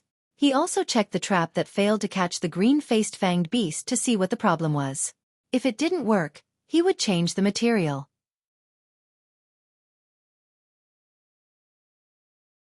Chapter 544. The movements of the slaves naturally couldn't be hidden from the people of this tribe. Both sides had a tacit understanding. They knew of each other's existence, but they didn't take the initiative to attack. They rarely stepped into each other's mountains, but if there was any movement, they would know. They were secretly watching each other. Did a green-faced fanged beast appear last night? I think so, but I don't know if they caught it yet. From the looks of it, they're setting up more traps. The elders of the other tribes were discussing. In fact, after studying the traps set by the people of Rock Hill City, the people of the Longboat tribe and Thousand Masks tribe also made a replica. They plucked more grass. The next day, when they heard that there was a green-faced fanged beast next door, they excitedly rushed over to see their own replica trap. Unfortunately, they only saw a smooth trap. Not a single strand of grass was left on it. Even the lasso on the trap was barely touched. The replica was only a replica. It was still a far cry from the real trap used to catch the green-faced fanged beast. Although they didn't catch it, they were sure that a green-faced fanged beast was here. When they thought of this, they became excited. They didn't care what the green-faced fanged beast was for, they just had to catch it and bring it back. Otherwise, they wouldn't be able to calm down. The people of the Mang tribe and Eight Limbs tribe saw this and started to set up their own traps. However, they were resting on another mountain. The grass on this mountain was almost completely plucked. The traces of human activity were too obvious. If they set up a trap, it wouldn't be effective. The people of the Feather tribe used 3 days to train a bird that lived nearby. When they chose to set up traps with the Longboat tribe, they also trained a bird that moved at night. They planned to let the bird spy on them. They were good at this skill. The 5 people from Yanjiao moved together with the Hui tribe. They borrowed their eagle and flew to the place where they found the animal bones yesterday. The animal bones that were relatively complete yesterday were now only a few pieces left. More than half of it was gone. They didn't know what ate it. Xueqi didn't look at the animal bones anymore. He glanced around and took out a straw rope. The people of the Hui tribe were in the sky, so they couldn't see what was happening here. There were only 5 Yanjiao people in the forest. If there was any movement, they would inform the people in the sky. Not divination was not a panacea. Most of the time, it was impossible to perform a successful divination on the unknown. However, the clues he had gained over the past few days were increasing, especially the activation of the traps at Rock Hill City last night. This confirmed Xueqi's conjecture. This time, he should be able to divine it. He entered the state of divination, and the rope around his finger moved. A moment later, Xueqi looked at the knot on the rope and walked forward. He blew a wooden whistle to signal the people in the air to follow. If a person were to step on the grass in such a place, they would more or less leave some traces, which could not be completely recovered in a short period of time, just like how the robbers could find their way by following the traces left behind. However, wherever the green-faced fanged beasts walked, there were no traces of them. Other than the grass that had been bitten off and trampled on, it was difficult to find any other signs of their activity. As Xueqi walked in the direction indicated by the divination, he thought about the reason behind it. Other than the ancestors of the slave masters in Rock Hill City, no one else here had seen the green-faced fanged beast. There was a limit to what they could deduce from the traps. Moreover, the traps set by the Rock Hill City people were not perfect. Otherwise, the green-faced fanged beasts wouldn't have escaped. Yes, before coming here, Xueqi lurked around the slaves who set up the traps and heard bits and pieces of what they were talking about. Although they didn't say it out loud, Xueqi could roughly guess what was going on. What was so special about the green-faced fanged beast that the Gongjia tribe would choose it for? Why couldn't the blood of other beasts be used, but their blood could? Thinking about it, they went down the mountain and went around a few mountains in the valley. Then, they came to another mountain that didn't look special. The trees, flowers, birds, and insects here weren't much different from the other mountains. The only difference was probably in front of them. Not long after Xiao Xian went up the mountain, they saw a patch of dense grass that reached their shoulders. There were trees around, but there weren't many ancient trees. The thickest tree had a trunk as thick as 4 or 5 people. This was nothing compared to the fearsome beast forest. Although it wasn't thick or old enough, it was very tall. There were many branches on the tree, and the thin branches and dense leaves covered most of the sky above. The grass here was much taller and denser than other places. It seemed like the grass had an advantage over the trees. If Xiao Xian and the rest went into the grass under the shade of the trees, they would only be able to poke their heads out. There weren't any insects around. Other than the eagles of the Hui tribe, there were no other birds in the sky. It seemed like they were avoiding this place on purpose. Duo Kong was about to ask when Xiao Xian raised his hand to stop him. Listening carefully, the sound of grass waves blown by the mountain wind was rustling, and in the midst of the rustling of the dense grass leaves, there was a sound like boiling steam spurting out of a slit. The sound wasn't loud, so it wasn't obvious here. But if people with good hearing listened carefully, they would be able to tell. Xiao Xian pointed in a direction and gave the 4 of them a look. Needless to say, Duo Kong and the rest ran in 2 different directions.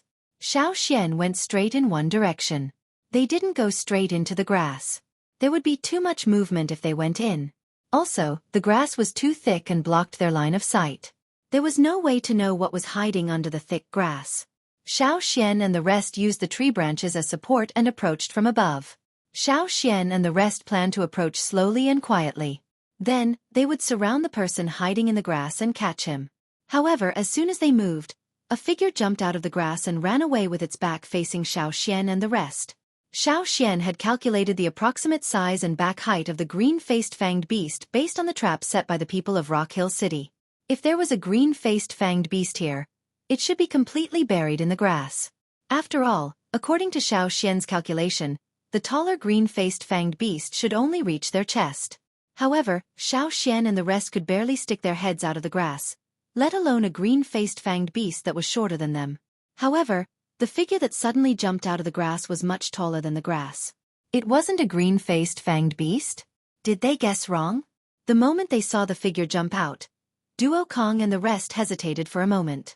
Only Xiao Xian didn't stop. That's it. Chase! Xiao Xian shouted. That's it?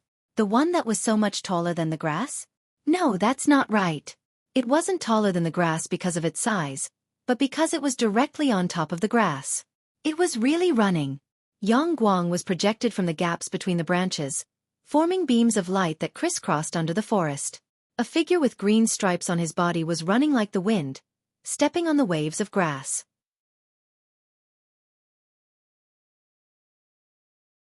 Chapter 545. Xiao Xian and the other 4 followed closely behind. When Duo Kong and the other 3 saw the green-faced fanged beast, they hesitated for a moment, but in that moment, they were already far behind. The prey in front of them was getting faster and faster, ignoring the trees and bushes. Whether it was the thick bushes or the surrounding trees, it didn't affect its speed at all. On the one hand, it could walk on the grass.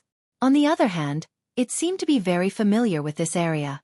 It knew how to run and where to run, like a fish swimming in water.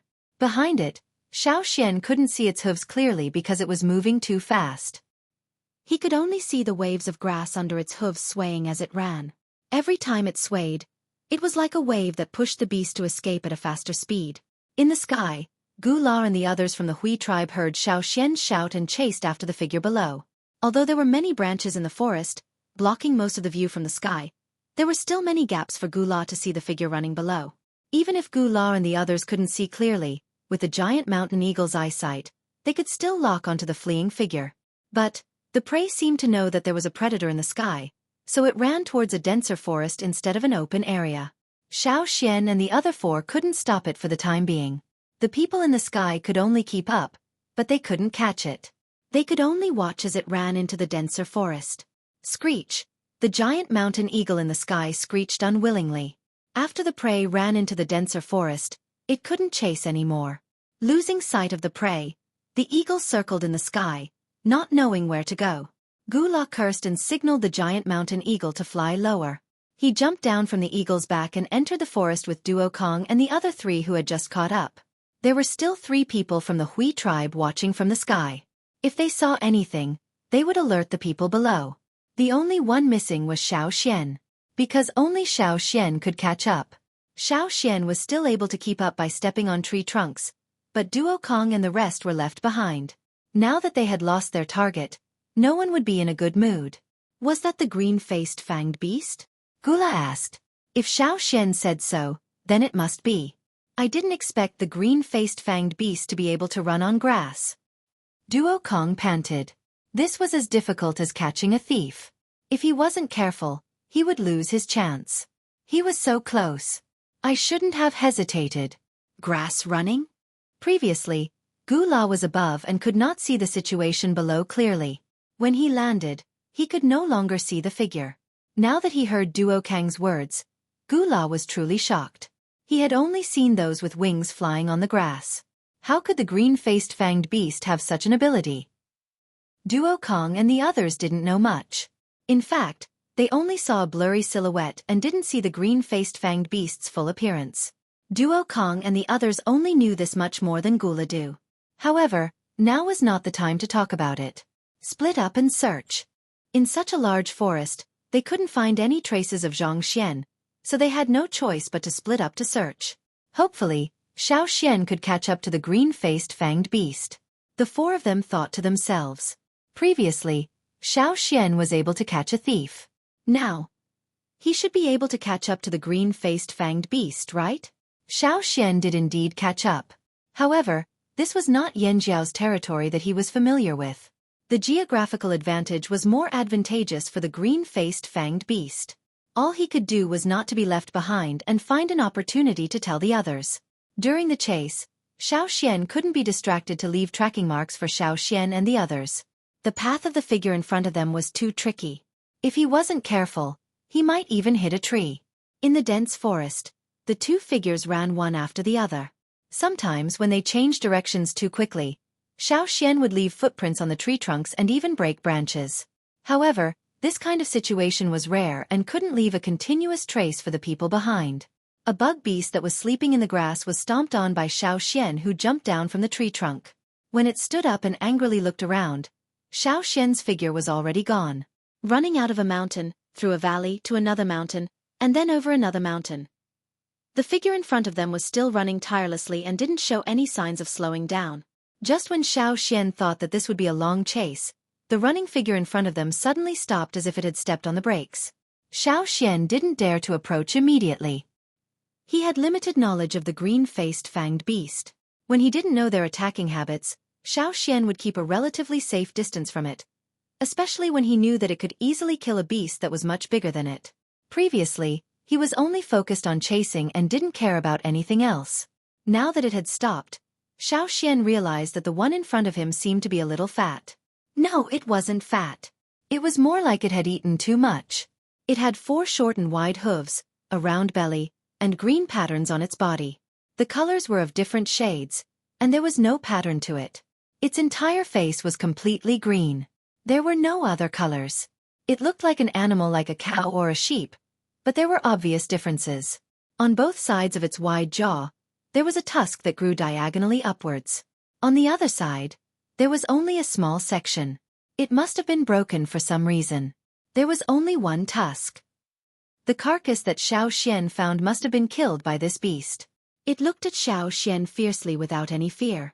It didn't roar, only a very gloomy silence. Whoosh! There was the sound of blowing air.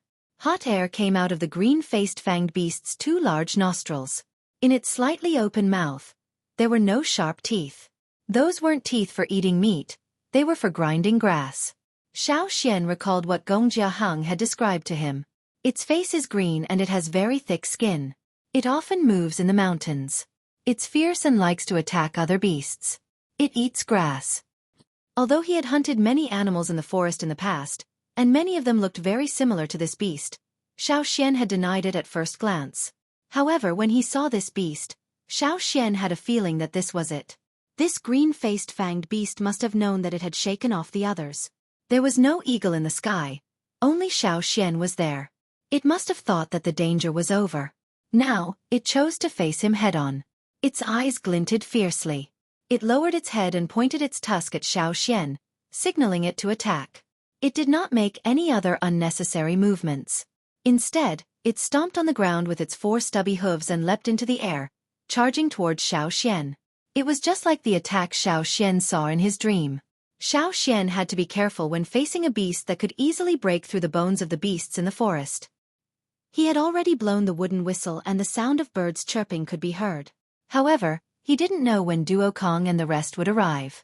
Before that, he had to deal with it himself.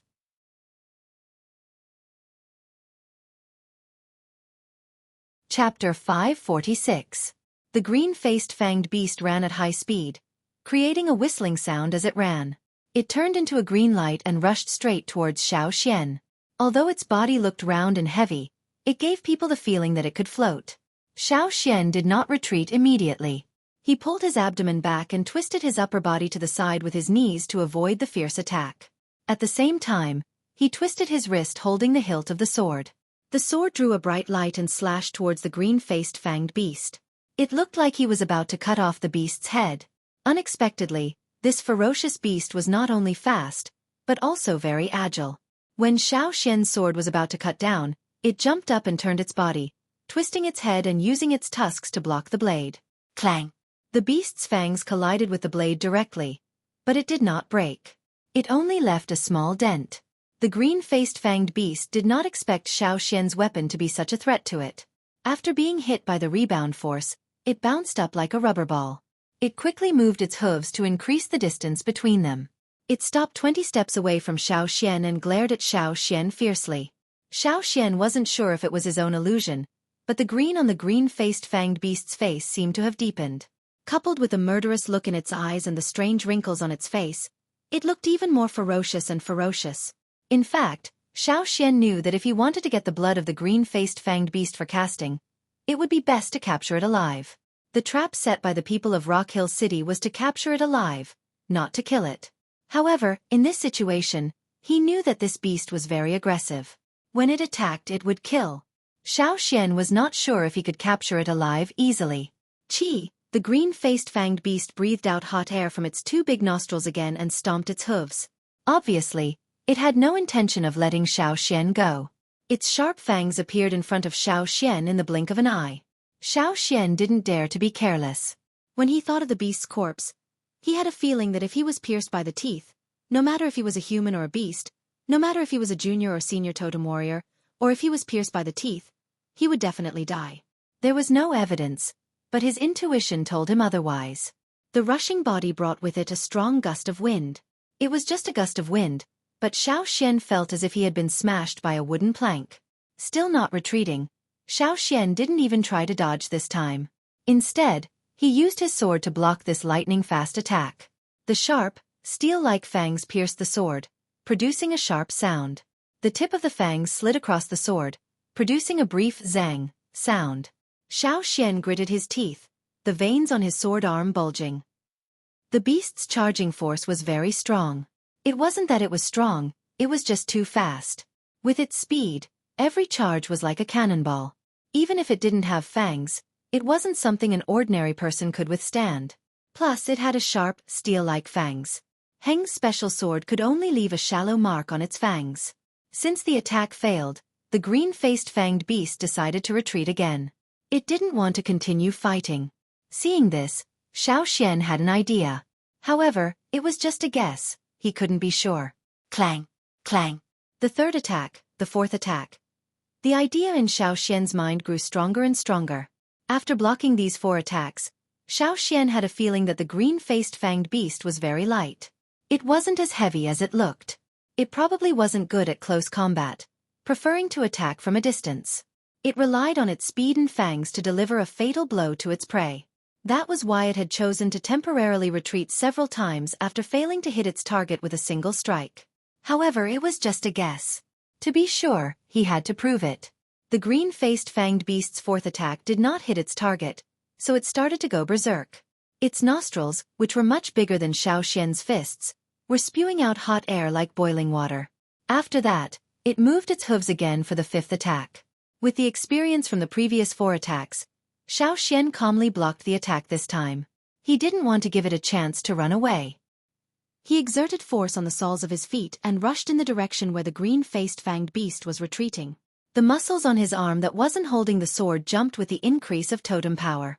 He flipped his wrist and grabbed the long fangs of the green-faced fanged beast. He exerted force, trying to throw the beast to the ground. If he wanted to catch it alive, he had to make it unconscious first. Light. This was Xiao Xian's first thought. Slippery. This was Xiao Xian's second thought. The green-faced fanged beast wasn't as heavy as it looked. Xiao Xian was already mentally prepared for this. He also guessed it, so he wasn't surprised. If it wasn't so light, how could it run on the grass? It didn't have wings like a bird. In addition, Xiao Xian didn't expect the fangs in his hand to be so slippery. After all, the fangs didn't look smooth. There were even a lot of scratches made by Xiao Xian's sword. Logically speaking, it shouldn't be so slippery. However, the fangs in his hand that should have been controlled were like slippery loaches. As the green-faced fanged beast struggled, it escaped his control. Sensing that something was wrong, Xiao Xian quickly retracted his hand. If Xiao Xian hadn't retracted his hand quickly, his hand would have been scratched by the fangs, or even worse. The green-faced fanged beast that escaped Xiao Xian's control stopped again. However, this time, it was further away from Xiao Xian. It was probably scared by Xiao Xian's actions just now. The green-faced fanged beast stared fiercely at Xiao Xian. Its dark pupils quickly contracted and dilated, and the wrinkles on its face increased. Just when Xiao Xian thought it was going to attack for the sixth time, the green-faced fanged beast moved its hooves, turned 180 degrees, and ran away. Running away when you can't win was the habit of most beasts and humans. It was also the most correct choice for survival.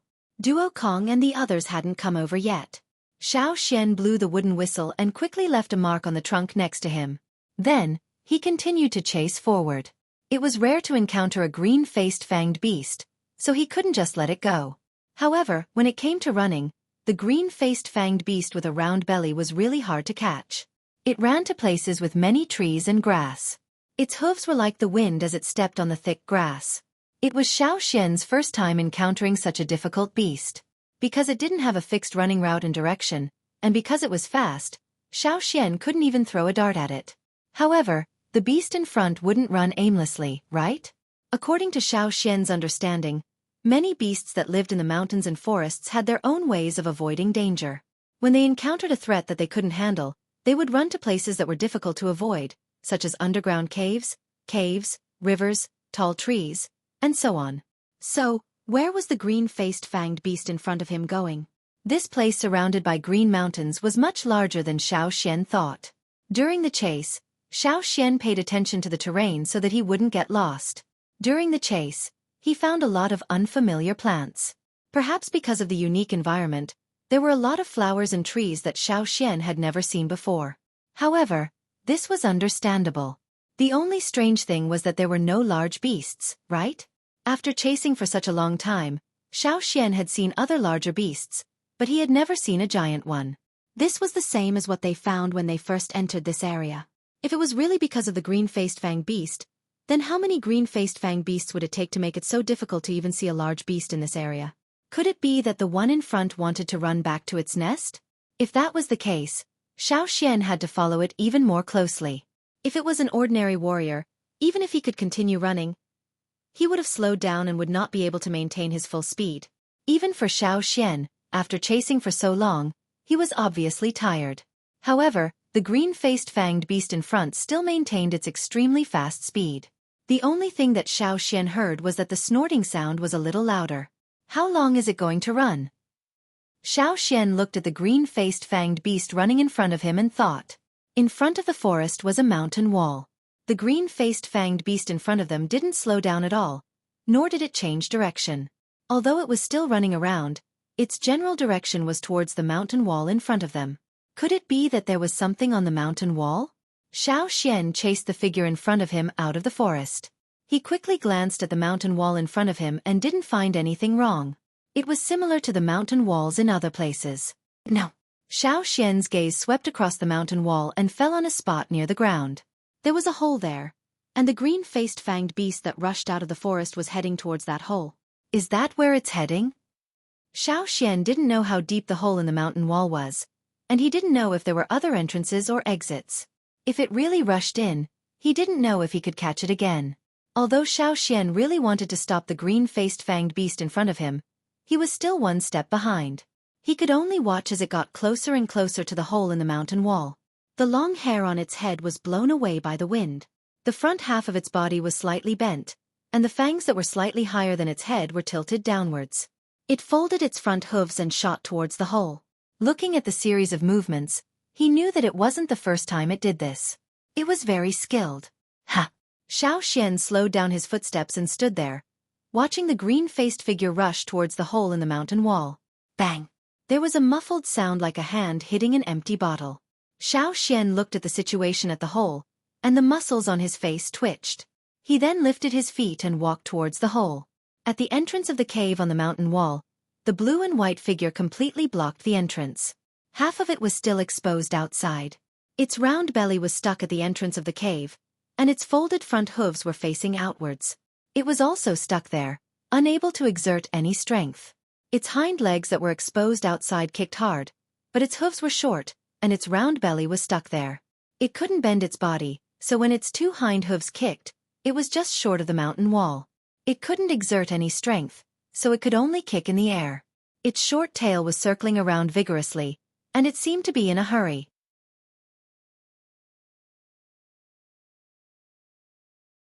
Chapter 547. Walking to the entrance of the cave, Xiao Xian looked at the lump that was blocking the entrance. He felt that the cave was a little too small, and this one was so fat. It would be a little too small for it to squeeze in, unless its body was soft and flexible. Sure enough, it was blocked, right? It was rushing so fast just now and was blocking the entrance even harder. If no one pulled it out, who knew how long it would be stuck there? Unless it was starving and skinny. It was said that the green-faced fanged beast's skin was very thick, but Xiao Xian saw that most of its fur was not long. The different shades of green intertwined and looked very messy. However, this color was indeed an excellent camouflage in the forest. Coupled with its reaction speed and attack power that were completely different from its body size, it might not be able to dominate this place, but at least it would be hard to find a worthy opponent. Xiao Xian didn't know if this green-faced fanged beast had fallen into the trap set by the tribesmen or Rock Hill City people. The only thing he could be sure of was that this was the one he saw in his dream. The green-faced fanged beast that was stuck there kicked its hooves and tried to move forward. Unfortunately, it was useless. It couldn't get out or squeeze in. Its tail was swinging faster and faster. It was probably really desperate. If I knew this would happen, I wouldn't have put in so much effort, said Xiao Xian. He had been studying the traps set by the Rock Hill City people for the past few days. He wanted to use those traps to catch the beast, but he didn't expect to encounter such a situation. Looking around, Xiao Xian planned to find some vines to tie this beast up. It would be a pity if he didn't take advantage of such a good opportunity. After taking 2 steps, Xiao Xian stopped and turned back to the entrance of the cave. He took out the white worm silk from his animal skin bag. Originally, he wanted to use the silk to set up the trap, but now he changed his mind. Xiao Xian didn't know if ordinary vines could tie it up, so it was safer to use the silk. The front hooves were already stuck, so Xiao Xian could only tie up the back hooves to prevent it from escaping after he pulled it out. The green-faced fanged beast was too fast and hard to catch up with. The green-faced fanged beast couldn't run, and its strength was not as good as Xiao Xian's. No matter how hard the green-faced fanged beast tried, it couldn't move. Xiao Xian wrapped the white worm silk in his hand around the green-faced fanged beast's hind legs and tied it up. After tying it up, Xiao Xian reached out and poked the beast's hide. He could feel the thickness of its hide, but there was something strange about it. Other than the thickness of its hide, there was something wrong with it. When he tied it up, there was a strange feeling. He reached out and pressed down. Xiao Xian continued to exert force, and his fingers sank in. He had already used his special vision to examine the beast. There was nothing wrong with its bones, and it was not pregnant. It had been running all the way here, so it should be very familiar with this place. If it could not squeeze in before, it would not have run so fast and so accurately. It was definitely not fat. Thinking about it, the only possibility was that it had eaten too much. However, it was rare for a beast to swell like this after eating too much. Xiao Xian had not seen many beasts like this in his years of hunting. Moreover, other beasts, even if they could have such a big change after eating too much, were different from this beast. They would not be so soft. This green-faced fanged beast's stomach seemed to be filled with air. After being poked a few times, the green-faced fanged beast struggled even more. But now, no matter how hard it struggled, it could not get out of the hole. Xueqi could hear the sound coming from inside the hole. It should be the green-faced fanged beast roaring. It sounded like the wind was blowing hard. Without waiting any longer, Xueqi made sure that it was tied up and stretched out his arms. His arms were like a clamp, clamping the beast's exposed torso outside the hole. His feet stepped on the wall of the hole, and his arms pulled out forcefully. Pop! With a soft sound, the green-faced fanged beast that was stuck in the hole was finally pulled out. Its first reaction when it was free was to twist its neck and stab Xueqi with its fangs. Unfortunately, Xueqi held onto its torso tightly. Before it could stab with its fangs, Xueqi pressed it to the ground, face down. Xueqi moved one hand to the back of its neck and used the other hand to tie its front legs and mouth with the white worm silk. Its hind legs could not move, it could not run, and it could not exert any strength. Its whole body was pressed to the ground. In terms of strength, it was no match for Xueqi, so it could only let Xueqi tie it up. After its front and back legs were tied up, the green-faced fanged beast lost its ability to move. At most, it could only roll on the ground. It kept breathing out from its nostrils, and its entire beast face looked gloomy. Why aren't they here yet? Xueqi blew the wooden whistle, but he still did not hear any response from Duokong and the others. There was also no sign of the Hui tribesmen in the sky. Did they not catch up? Or was there something else that prevented him from doing so? Since Duokong and the others did not come, Xueqi could only bring this green-faced fanged beast back. Looking at the sky, Xueqi lifted the green-faced fanged beast with its head facing outwards, not giving it a chance to stab him with its fangs. Just as he was about to go back the way he came, before entering the forest, Xueqi suddenly stopped in his tracks. In the dark forest, the grass swayed with the wind and the leaves rustled. Other than that, there seemed to be no other movement. However, Xueqi did not step into the forest again. Instead, he quickly retreated. Just as Xueqi retreated, there were a few whooshing sounds in the forest. 3 bone spurs as thick as fingers suddenly shot out from a tree. One of them pierced the spot where Xueqi was standing, while the other 2 shot behind Xueqi.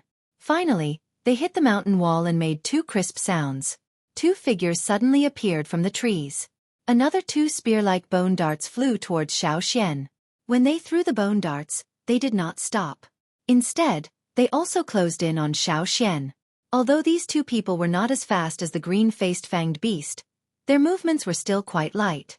The sound of them jumping on the tree trunk was very soft. People with bad hearing might not be able to hear them. Xueqi dodged the 2 bone darts. The approaching figures quickly enlarged in his eyes. He threw the green-faced fanged beast he was carrying up into the air. He held the sword in his other hand and swept it out. The sword made a whistling sound as it cut through the air. It was like a raging torrent.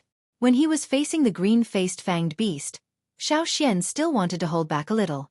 However, when facing these people, his attitude was different. When Xueqi moved, the 2 people changed their stance. One of them jumped up while the other was still facing Xueqi. They blocked Xueqi's sword. Clang! In the ear-piercing sound of metal hitting metal, the trembling sword reflected countless rays of light from Yangguang. It was as if a ball of light had suddenly exploded on the sword. The person who blocked Xueqi's sword had heard of the Yanjiao people's great strength before. He had also heard of the Yanjiao people's way of doing things. However, when he actually faced it, he clearly felt it. This sword with a sharp momentum brought about a brutal impact. It felt like the sword in his hand was about to be shaken out of his hand. However, the person's reaction was fast. When he blocked the sword, he was already prepared to retreat. He used the force of the rebound to retreat. After swinging his sword, Xueqi did not look at his opponent. Instead, he raised his hand and grabbed the tail of the green-faced fanged beast as if he had already planned it. When he threw the beast, he used force to make it head up and tail down. Above, the person who was about to touch the green-faced fanged beast suddenly found that the target that was thrown up was pulled back.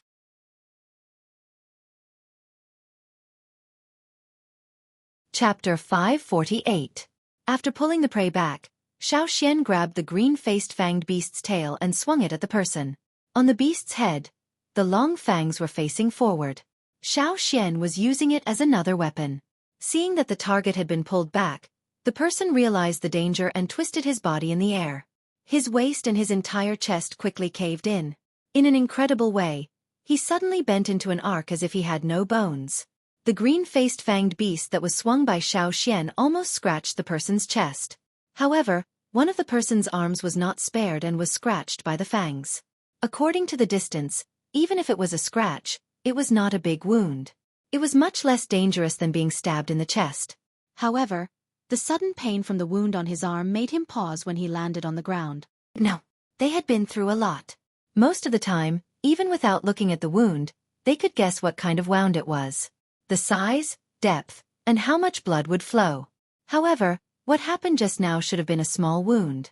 Why did it hurt so much? It was as if the wound had suddenly exploded. Before they could look, Xueqi swung his arm again and the person retreated. Their target was the green-faced fanged beast and it had to be alive. This was the condition set by the Shi family in Rock Hill City. Therefore, they could be merciless when they attacked Xueqi, but they still had to be careful when facing the green-faced fanged beast. This way they would appear to be restrained and would not be able to use too much force.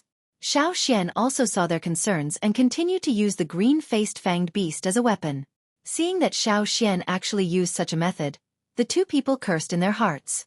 The Yanjiao people were really scheming. If Xueqi knew what they were thinking, he would definitely scoff. A thief who specialized in stealing other people's work had the nerve to talk about other people? Moreover, this was no longer stealing. This was a blatant robbery. Even more despicable. I've worked so hard to find this one. Do you think it was easy? You want to steal my prey? The green-faced fanged beast was completely used by Xueqi as a meteor hammer. Rumble. Rumble. Rumble. Rumble. Puff. One of them couldn't dodge in time, and his shoulder was pierced by the fangs of the green-faced beast. Although he tried his best to dodge, the fangs still pierced him half a finger deep. He had clearly avoided his vital parts and it shouldn't have been a big wound. However, the moment he was stabbed, his shoulder seemed to have exploded from the inside. Amidst the green woods and grasses, glaring blood splattered onto the branches, grass and leaves, adding to the beauty of life and death in this verdant land. How could this be? It shouldn't be like this. Even if I was pricked, I shouldn't feel this way. It shouldn't be this painful. At this moment, the two of them did not plan to attack anymore. Instead, they retreated far away. They wanted to figure out what was going on first. Otherwise, they would not be able to feel at ease. Stealing the target was important, but it was not as important as their own lives. They didn't want to die here because of this thing, not even leaving behind a complete bone. Seeing the two of them retreat, Xueqi didn't continue fighting. He couldn't directly kill the two of them now. Besides, he had the green-faced fanged beast with him. He didn't know how Duo Kong and the others were doing, so it was better to run first. Pulling back the green-faced fanged beast, Xueqi grabbed the worm silk on its body and carried it away. After Xueqi left, the two people who had been vigilant looked at the wound on their body. The person who was scratched on the arm found that there was a 2-finger-wide wound on his arm. The wound was deeper than he thought. His bones weren't hurt, but this unexpected wound made him feel a sense of danger. The green-faced fanged beast's fangs were strange. If he didn't avoid it, his chest would have been pierced. He would have been lying on the ground. The other person stared blankly at his injured shoulder. He couldn't believe that it was just a simple stab. In the past, he had also been stabbed by people with knives or spears, but he had never encountered such a situation. There was a wound on his shoulder that was almost penetrated. Blood was constantly flowing out from the wound. His bones weren't damaged at all, and his shoulder blade was intact. However, this wound that almost penetrated his entire shoulder made his hair stand on end. An indescribable cold numbness spread from the wound to his entire arm. Even his uninjured bones were trembling. On the other side, Xueqi carried the green-faced fanged beast and found a place to rest. Since someone was chasing him, he couldn't go back the way he came. Fortunately, when he was chasing the green-faced fanged beast, he had already memorized the general route. Based on this, he could deduce the location of the cave. After resting for a while, Xueqi finally had time to check on the green-faced fanged beast. After being used like a meteor hammer by Xueqi for a while, the green-faced fanged beast's eyes still looked awake. However, the anger and murderous intent in its eyes were getting stronger. Its nostrils were constantly breathing out hot steam like steam from a boiling pot. The grass on the ground that was facing its nostrils quickly withered and its color changed. It was as if it was put into a hot pot. When Xiao Xian carried it over, he found that its body temperature was high. However, seeing that it was still awake, Xiao Xian didn't understand. Could this be the special characteristic of the green-faced fanged beast? Looking carefully, Xiao Xian found that the green-faced fanged beast's round belly seemed to have shrunk a little. Xiao Xian stretched out his hand and pulled on the worm silk. He was sure that the green-faced fanged beast had indeed lost weight. It had only been less than half an hour since it was blocked in the cave. In such a short time, it had changed so much. If it had rushed into the cave with its current appearance, it might not have been blocked in the cave. Probably because the green-faced fanged beast felt that the worm silk was loosening, it struggled to break free. Xiao Xian quickly tightened the worm silk again. In addition to these changes, Xiao Xian also found that there was a wound on its face. It was probably caused by the two robbers before. The wound wasn't big, it wasn't even as long as Xiao Xian's pinky finger, and it wasn't bleeding profusely. A drop of green blood flowed out from the wound and was thrown out by the struggling green-faced fanged beast. Xiao Xian saw the drop of blood that was thrown out was like a light feather that slowly fell to the ground. It wasn't something that a normal drop of water or blood could do. Xiao Xian walked over and looked at the drop of light green blood on the grass. Tiny bubbles began to appear on the edges of the blood droplet. Then, as if the blood droplet had been dropped into a hot and dry pot, it began to bubble even more violently. The bubbles also grew bigger. The blood droplet, however, seemed to evaporate. It quickly became smaller until there was no trace of it left. Xiao Xian stared blankly at the leaf. He turned it over and looked at it again. If he hadn't seen the drop of blood being thrown out and dripping here with his own eyes, Xiao Xian would have doubted what had happened here. He used to wonder why there were so many fearsome beasts in the world, but only a few types of beast blood could be used to make weapons. Why couldn't other beasts do the same? Xiao Xian used to be stupid enough to try using the prey that the hunting team brought back. Now, it seemed that the fearsome beasts that were chosen to be used to make weapons had their own unique characteristics. The green-faced fanged beast was very light. Xiao Xian was sure of that. But he didn't expect their blood to be so light. It was also very strange. In just a few breaths, it evaporated without leaving a trace. The green-faced fanged beast that was tied up again was breathing out air. In front of it, all the grass in the range of its breath withered. Moreover, its body was still shrinking. Now, it didn't look as round as it used to. The wound on its face had already scabbed and was recovering very quickly. Xiao Xian was guarding it. When he saw that it was almost done, he tightened the worm silk again to prevent it from escaping. During the process, Xiao Xian also carefully avoided its fangs. When he saw the wounds on the two robbers, he knew that the fangs of the green-faced fanged beast were much more dangerous than he thought. When he thought about how he dared to grab it with his bare hands, he couldn't help but break out in a cold sweat. Fortunately, he wasn't scratched by the fangs. The most lethal part of the beast was the fangs. If his hand was scratched, he didn't know what would have happened to his hand.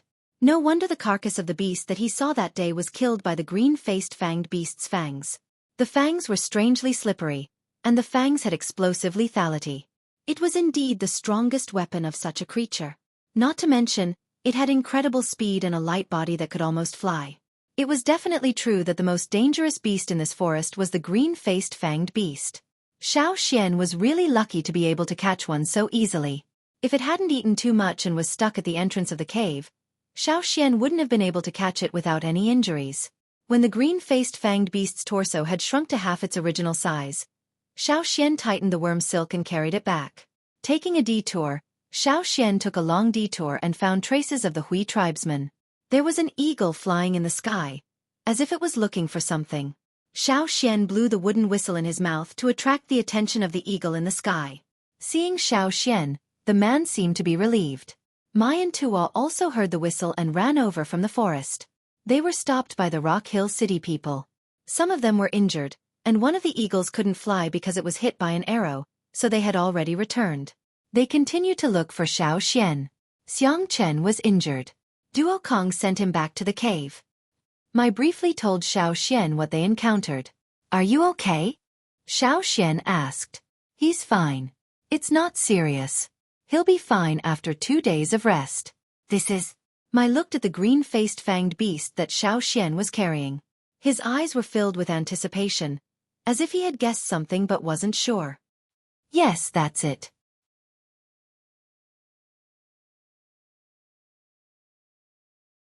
Chapter 549. Knowing that Xueqi had caught the green-faced fanged beast, Mai and Tuo were so excited that their faces turned red. They couldn't wait to bring it back to their tribe to test if it really had magical properties. However, the other tribes wouldn't let the Yanjiao people go just like that. After all, they hadn't caught anything yet. Originally, Mai wanted the Hui tribe to bring Xueqi back. If they flew in the sky, it would be faster and there would be fewer obstacles. However, the giant mountain eagle didn't want to cooperate at all. As soon as Xueqi approached it with the green-faced fanged beast, it screamed and ran away. No matter how the Hui tribe tried to calm it down, it was useless. The giant mountain eagle had always been repulsed by this area. When it rested, it would fly to another place to rest. Now, it was even more repulsed by the green-faced fanged beast. In the end, Xueqi chose to go back with Mai and the others. On the way back, they met a group of people from Rock Hill City. However, Xueqi and the others didn't want to fight with them. They just wanted to bring the beast back to the cave as soon as possible. Therefore, they tried their best to avoid the group of people. They ran too fast and the group of slaves couldn't catch up to Xueqi and the others. Xueqi wrapped the green-faced fanged beast in leaves and vines, only exposing its nostrils and fangs. When the slaves saw this, they were only suspicious. They weren't sure, so they didn't chase after them. Ever since they came to this forest, the people from Rock Hill City and the tribesmen hadn't had any real conflicts. They were all saving their strength to look for the green-faced fanged beast. When Xueqi and the others went back to the cave, the slaves who went out to look for their target also went back. When the slaves returned to the village, they saw Xueqi sitting there with a gloomy face. His whole body was filled with an air of, "I'm not happy." None of the slaves dared to make a sound. They just stood there obediently with their heads down, waiting to be scolded. This was the norm for the past few days. What did you find? The veins on Xueqi's forehead bulged. His voice was as heavy as a heavy rock, about to crush anyone who heard it. The slaves, who stood there with their heads down, shrunk their necks and lowered their heads even more. Xueqi's gaze was as sharp as a knife as he scanned the group of people one by one. It was unclear if he was picking the first person to attack. On such a hot day, the tanned faces of the slaves standing there were full of sweat. When they became nervous, the sweat flowed faster. "Master, we met people from the tribe on our way back." The leader of the slaves braced himself under Xueqi's gaze and said, "There are people from the Hui tribe. As for the others, based on their totemic patterns, they should be from Yanjiao." As soon as they heard the name Yanjiao, the two men beside Xueqi raised their eyebrows. One of them was Robber 4 whom Xueqi had met before, and the other was Robber 7 who had just arrived. Xueqi stared at the slave for 2 seconds before slowly saying, "Continue."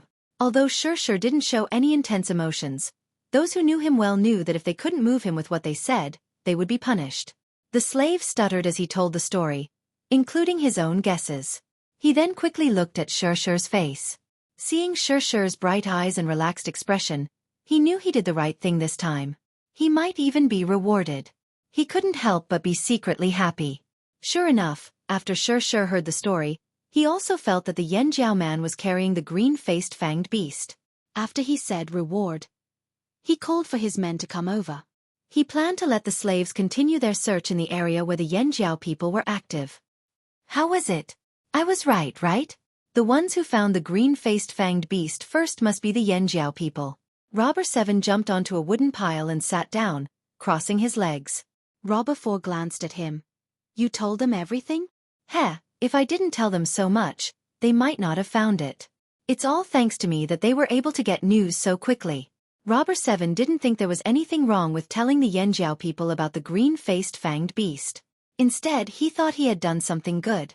If it was a difficult target, of course, it was better to let others do it for him. He was only responsible for stealing. Robber 4 was about to say something when he suddenly frowned. Even Robber 7, who was proud of himself, was stunned. The two of them quickly left Rock Hill City's stronghold. They heard the other robbers calling for them. It was the two robbers who wanted to steal Xueqi's prey. After they returned, they told the other robbers about what happened to prevent others from experiencing the same thing.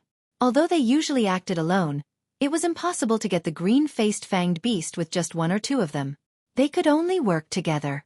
While the robbers and the people of Rock Hill City started to act, Xiao Xian's group of people were crowded in the cave. They looked at the green-faced fanged beast that Xiao Xian brought back with envy and confusion. Why did the people of Rock Hill City look for such a fearsome beast?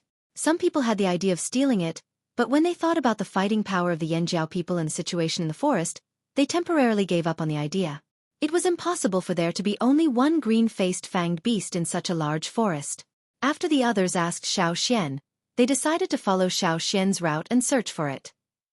Of course, Xiao Xian had already reminded them of the things they needed to pay attention to when facing the green-faced fanged beast. Whether they listened or not was their own business. Xiao Xian couldn't do anything about it. Xiao Xian also knew that the people of Rock Hill City should have guessed what he brought back. When he hid the beast, he didn't really expect to fool them. He was just dealing with the situation at the time. The slaves would definitely report this to their slave masters. After the slave masters guessed, they would also take action. I don't know if the people of Rock Hill City will come and steal it, Mai said. I'll go add a few more traps to prevent them from sneaking up the mountain. However, to the surprise of the robbers and the tribesmen, the people of Rock Hill City didn't steal the green-faced fanged beast that Xiao Xian caught. Instead, they brought people to the place where Xiao Xian caught the beast. Surprisingly, they did encounter one nearby. However, the green-faced fanged beast was too fast. In the end, it went into a cave. Xueqi sent people in, but not long after they entered, they heard a scream and blood spurting out. After that, there was no more sound. Since he couldn't send anyone in, Xueqi ordered his men to release smoke. They burned a lot of grass that emitted a strong pungent smell at the entrance of the cave and blew it into the cave. But in the end, they still couldn't force it out. They didn't know if there were other caves. Since they couldn't catch it, Xueqi ordered people to set up many traps around the area. Not only on that mountain, but also on the surrounding mountains. Xiao Xian had sneaked over to investigate before.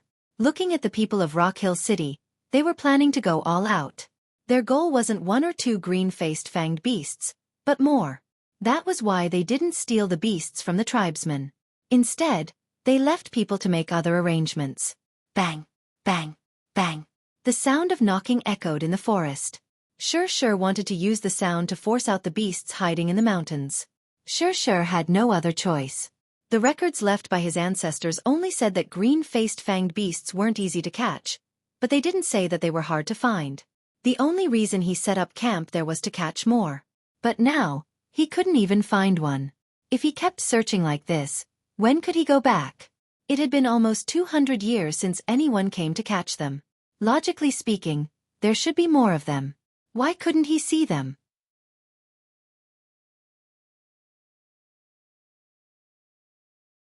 Chapter 550. Even at night, the knocking sounds didn't stop. Xiao Xian and the others were resting on the mountain some distance away from where the people from Rock Hill City were knocking on the mountain. Even so, they could still hear the sounds coming from there. They don't even rest at night? What are they trying to do?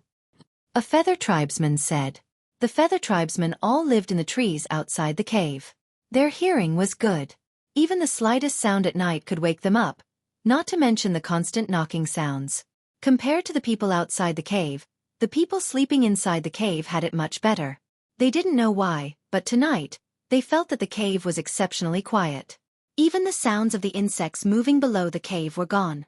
The sounds from outside the cave were also reduced by a lot, so they couldn't hear as clearly as the people of the feather tribe. So when the feather tribesmen complained, there was a rare sound of snoring coming from the cave. The continuous large-scale search over the past few days had consumed a lot of their energy, but they didn't find anything. Everyone was exhausted. It was rare for them to have a quiet night, so they quickly fell asleep. The green-faced fanged beast caught by Xiao Xian also quieted down after it struggled to no avail. However, Xiao Xian could tell from its breathing that it wasn't asleep. It was just lying there quietly, thinking about something. Lying on the ground, Xiao Xian listened to the knocking sounds outside. He didn't feel sleepy at all. The noise outside couldn't disturb his sleep. He couldn't sleep because he was restless. While everyone else was enjoying the rare silence, Xiao Xian felt like something was going to happen. Unable to sleep, Xiao Xian got up and walked out of the cave. Outside the cave, gusts of wind blew. In the surrounding forest, the leaves and grass rustled incessantly. This was something that had been heard for the past few days. However, tonight's rustling carried an indescribable sense of eeriness. Even Xueqi felt goosebumps all over his body when the wind blew on him. Could it be that the temperature dropped these few days? No, it couldn't be. The temperature was a little higher than 3 days ago. If they left this green forest and entered other parts of the fearsome beast forest, the temperature might be even higher. Although the nights in the mountains were cooler, to the totemic warriors, it was like a summer night. They wouldn't get goosebumps from the wind. Another gust of wind blew. Rustle, rustle. The rustling of leaves and branches sounded again. Xueqi rubbed the goosebumps on his arms and stared at his surroundings. This feeling was too strange. What was it? They set up many traps at the foot of the mountain. If there were intruders or beasts attacking, they would have sounded the alarm. The 2,000 Masks tribesmen who were responsible for the night watch looked at Xueqi in confusion. They didn't understand why this flaming horn tribesman didn't sleep at night. Nothing happened at the foot of the mountain? Xueqi asked the 2 night watchers. No. The one who spoke was a warrior from the 1,000 Masks tribe called Fei Yu. Xueqi had seen this person a long time ago. When Xueqi went out with the Pu tribe's expedition team, he had seen this person and had a short fight with him. Fei Yu looked at Xueqi. Elder Xueqi, did you notice something? He knew that the Yanjiao people were more sensitive to the changes in the forest than others. So, after hearing Xueqi's question, he asked. In the past, Fei Yu dared to fight with Xueqi. But now, he knew that he was no match for this man of the same age. They had indeed ignored the Yanjiao people during their trip to the desert. But now, no one could ignore this tribe. Not yet. Be careful tonight. Pay attention to the movements at the foot of the mountain, said Xueqi. Hearing this, Fei Yu and the other warrior from the 1,000 Masks tribe trembled. This Yanjiao person definitely wouldn't say this for no reason. They didn't like the Yanjiao tribe, but they had to admit that in this forest, the Yanjiao people were indeed more sensitive than them. Since he said this, there must be a reason. The knocking sounds from afar did not stop. Just as Xueqi thought, the people from Rock Hill City seemed to be in a hurry. Why was this? Rock Hill City had already become the ruler of the desert. The tribesmen were no threat to them. They could still rule the desert safely. Why were they in a hurry to act? Was it to strengthen their position? Or was it to prepare for something else? Perhaps it wasn't just the tribesmen who felt a strange sense of danger. Even the ruler of the desert, Rock Hill City, was anxious. What did this weather anomaly mean? While Xueqi was looking around in confusion, on a mountain in the distance. At night, the mountain was lit with fire and the white water moonstones glowed brightly. Xueqi brought 2/3 of his people over. He ordered the slaves to knock on the mountain in front of them non-stop. In the notes left by their ancestors, it was recorded that the green-faced fanged beasts liked to sleep in the grass, but preferred to nest in caves. Many times, there were even several beasts hiding in caves on the same mountain. This was where the green-faced fanged beast they were hunting was hiding. He wanted to use the knocking sounds to scare the green-faced fanged beast out. While they were knocking on the mountain, the traps were set up in other directions. No matter which direction the green-faced fanged beast came out, it would meet the people guarding there or the traps. Bang bang! As the hammers hit the mountain again and again, the rocks at the entrance of the cave flew everywhere. Master, I think there's a sound, said a slave. Xueqi was resting with his eyes closed. When he heard this, a smile finally appeared on his gloomy face. It was just as he expected. The green-faced fanged beast hiding inside could no longer be hidden. Xueqi ordered the slaves to stop hammering and listen carefully. The entrance of the cave was not big. Because of the hammering of the slaves, more than half of it was blocked by the falling rocks. At this moment, the sound of breathing could be heard from the half-covered cave. Once the green-faced fanged beast started to move, it meant that it couldn't take it anymore and would come out. For a beast that liked to move around at night and sleep during the day, blocking it in the cave at night and hammering to create noise was simply torture. With the green-faced fanged beast's bad temper, it would be strange if it could endure it. The smile on Xueqi's face deepened. He signaled the slaves outside to get ready. In the blink of an eye, the sound of panting suddenly became close at hand. The slaves guarding the entrance of the cave had already pulled up the vines in their hands. The resilient vines became stronger after being mixed and soaked. The people of Rock Hill City used these vines to weave hunting nets and set up most of the traps with these vines. These were the experiences of the ancestors of Rock Hill City. Xueqi was not worried that the green-faced fanged beast would break the vines. With a bang, the rocks that blocked most of the entrance of the cave exploded and a figure rushed out.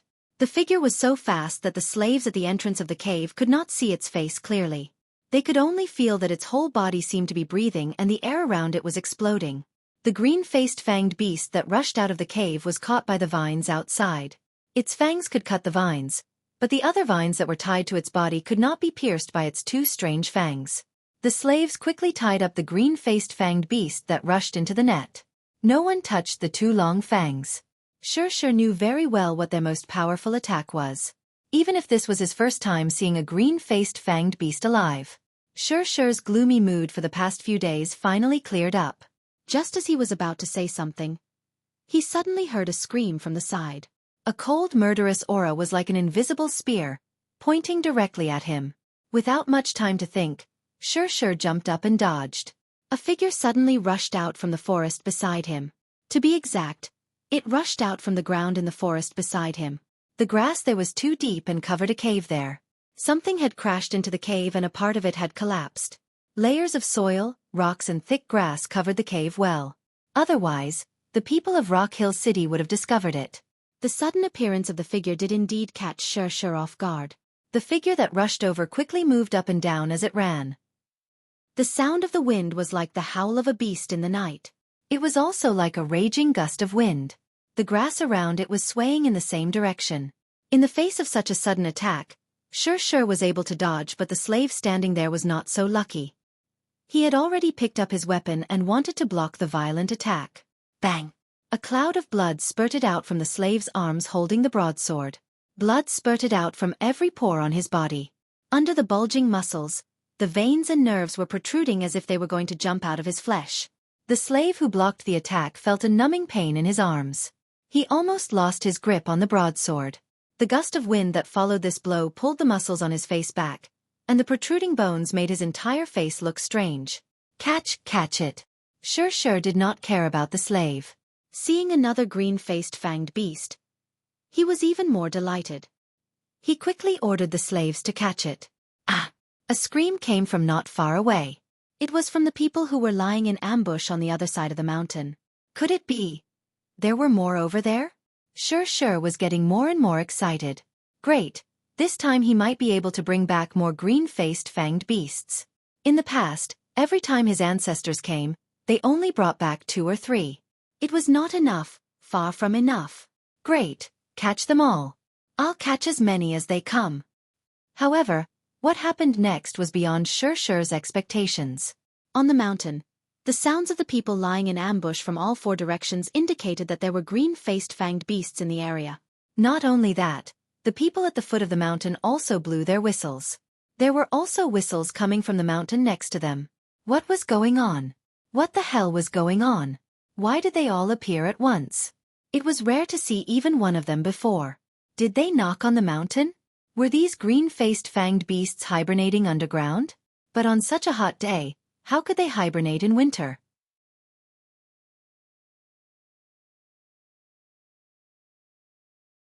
Chapter 551. It had to be said that what Xueqi thought was the truth. Green-faced fanged beasts were very punctual. They would hunt for food at night and find a comfortable bush to sleep in during the day. They were also very regular throughout the year.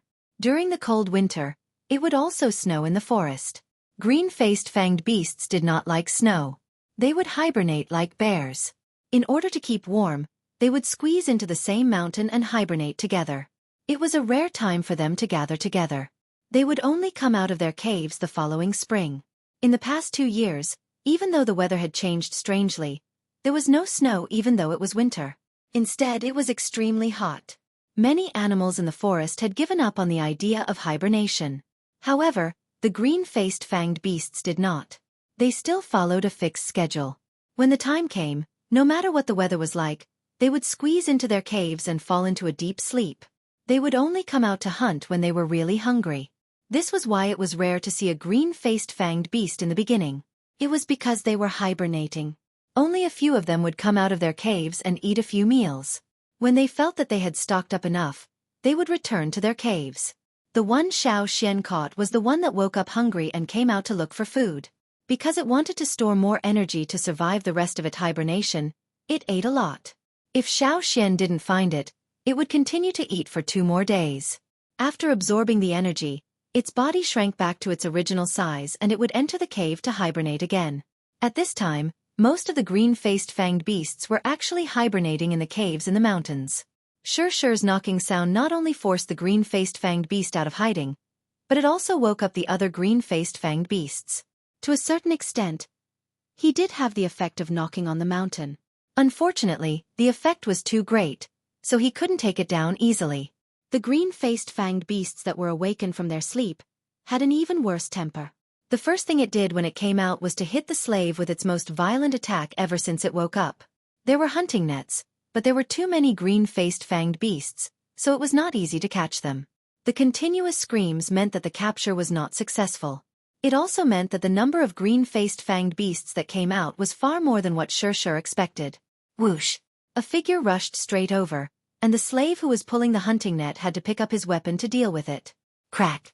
The sound of bones breaking was particularly harsh in the night. Although the slave had avoided the fangs, he was accidentally kicked by a hoof. His chest collapsed with a crisp sound of bones breaking, and thick blood spurted out from the slave's mouth. He didn't expect that after dodging the fangs, he still couldn't withstand the kick. For a time, the impact of tusks and metal objects, bone objects, as well as all kinds of bone-cracking sounds and screams, mixed together. Another green-faced, fanged beast rushed out of the cave. Its eyes glowed with a green light in the night. It stared at a person and rushed over. Its body floated up like a cannonball.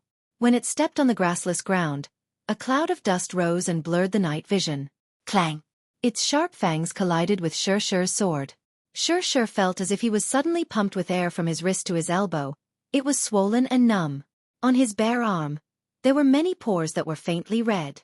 If Xueqi wasn't stronger than the slave from before, this collision would have caused his entire arm to spurt out blood. A strong wind blew in his face. Xueqi, who blocked the attack, lost his balance and took a few steps back before he could stabilize himself. Clear footprints were left on the ground. Seeing that the green-faced fanged beast that had just attacked retreated and was planning to attack again, Xueqi's face turned pale. Large beads of sweat rolled down his forehead. The temperature at night seemed to be rising. Xueqi's back was soaked with sweat. He didn't know if it was because of the heat or because he was anxious. While looking around nervously, Xueqi's mind raced as he tried to think of a solution. There were more and more green-faced fanged beasts. Although he did hope to find more of them, it didn't mean that more was better. If there were too many of them, it wouldn't be luck, it would be a disaster. If he couldn't handle it, what should he do? Run. What else could he do but run? Was he going to pick a fight with these hot-tempered fellows? Go. Go back. Xueqi shouted. At the same time, he held a wooden whistle in his mouth and blew it with a specific rhythm. The other slaves heard Xueqi's whistle and knew what to do. Pulling up a green-faced fanged beast that was tied up, Xueqi asked the slaves to cover him and ran down the mountain. As he ran, he didn't forget to shout to the slaves, "Anyone who catches a green-faced fanged beast will be heavily rewarded. You can even be promoted." Hearing about the rewards, some of the slaves were already tempted. Although these green-faced fanged beasts weren't easy to catch, they were willing to take the risk for the reward. When they heard that they could be promoted, their eyes lit up. A slave who wasn't willing to be promoted wasn't a good slave. What was the difference between a slave who couldn't be promoted and a stone in the desert? This was the result of the masterful brainwashing of the slave masters of Rock Hill City. Under the influence of servility, the slaves wouldn't betray them. The bait that was spread out gave the slaves hope and made them willing to pay the price for it. Other than here, there were also figures coming out from hidden caves in the nearby mountains. The hissing sound of their breathing told of their anger. In the dark night, the shadows of the trees merged into one. In the forest on the grass, the figures were like whirlwinds, carrying a scorching hot aura. They ran on the grass without any intention of hiding. The green-faced fanged beast that hunted for food at night ran like the wind, barely making a sound. But now, these beasts that suddenly appeared were filled with rage, as if they wanted to cause a storm as they rushed down the mountain. The figures that rushed down from the mountains gathered in the valley, and then rushed in the same direction. That was where Xueqi was running. The green-faced fanged beasts had their own roars. When they roared, it was more like the sound of the wind blowing. Perhaps others couldn't tell, but the green-faced fanged beasts sleeping on the other mountains could hear it. After waking up from their deep sleep, they were thinking of ways to vent their anger. They stabbed whoever they caught, even the beasts they met on the way to chase after Xueqi. You want to hide in the grass? Look at the teeth. Behind the trees? Look at the teeth. I'll stab you to death. There weren't any loud roars like the other beasts in the fearsome beast forest. When the roars of the green-faced fanged beasts gathered, it was like a gust of wind whistling through the forest. The leaves in the forest trembled with the sound, and the grass on the mountain was like a huge rock being thrown into a lake, creating countless waves, wave after wave, one after the other. At night, the forest seemed to have entered a deep and serene world. A violent wind disturbed the tranquility of the night. On the mountain where the tribesmen rested, Xueqi felt goosebumps all over his body again. Do you guys hear something? Xueqi asked the 2,000 masks on night watch. I think so. Is it the Rock Hill City people shouting? One of them asked. No, not that. It's the sound of the wind. No, it's something that sounds like the wind. Wind. Xueqi's words made the 2,000 masks even more confused. Was there something wrong with the sound of the wind? Whoosh. There was also a sound that sounded like the wind blowing in the cave. The three of them looked at the cave at the same time. Is it that? The 1,000 masks pointed at the cave and asked Xueqi. Xueqi looked at the cave. That sound, if he listened carefully, was different from the sound of the wind. He had heard it before.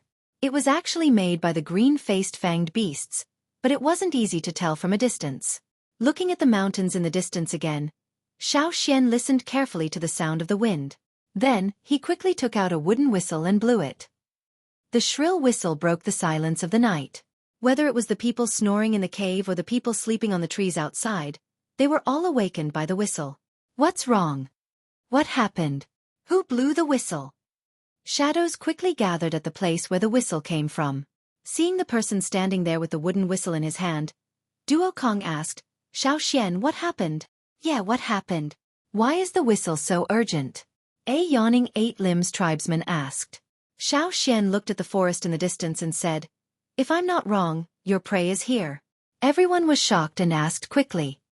Prey is here? You mean the green-faced fanged beasts? That's a good thing. How many? Are there enough to share?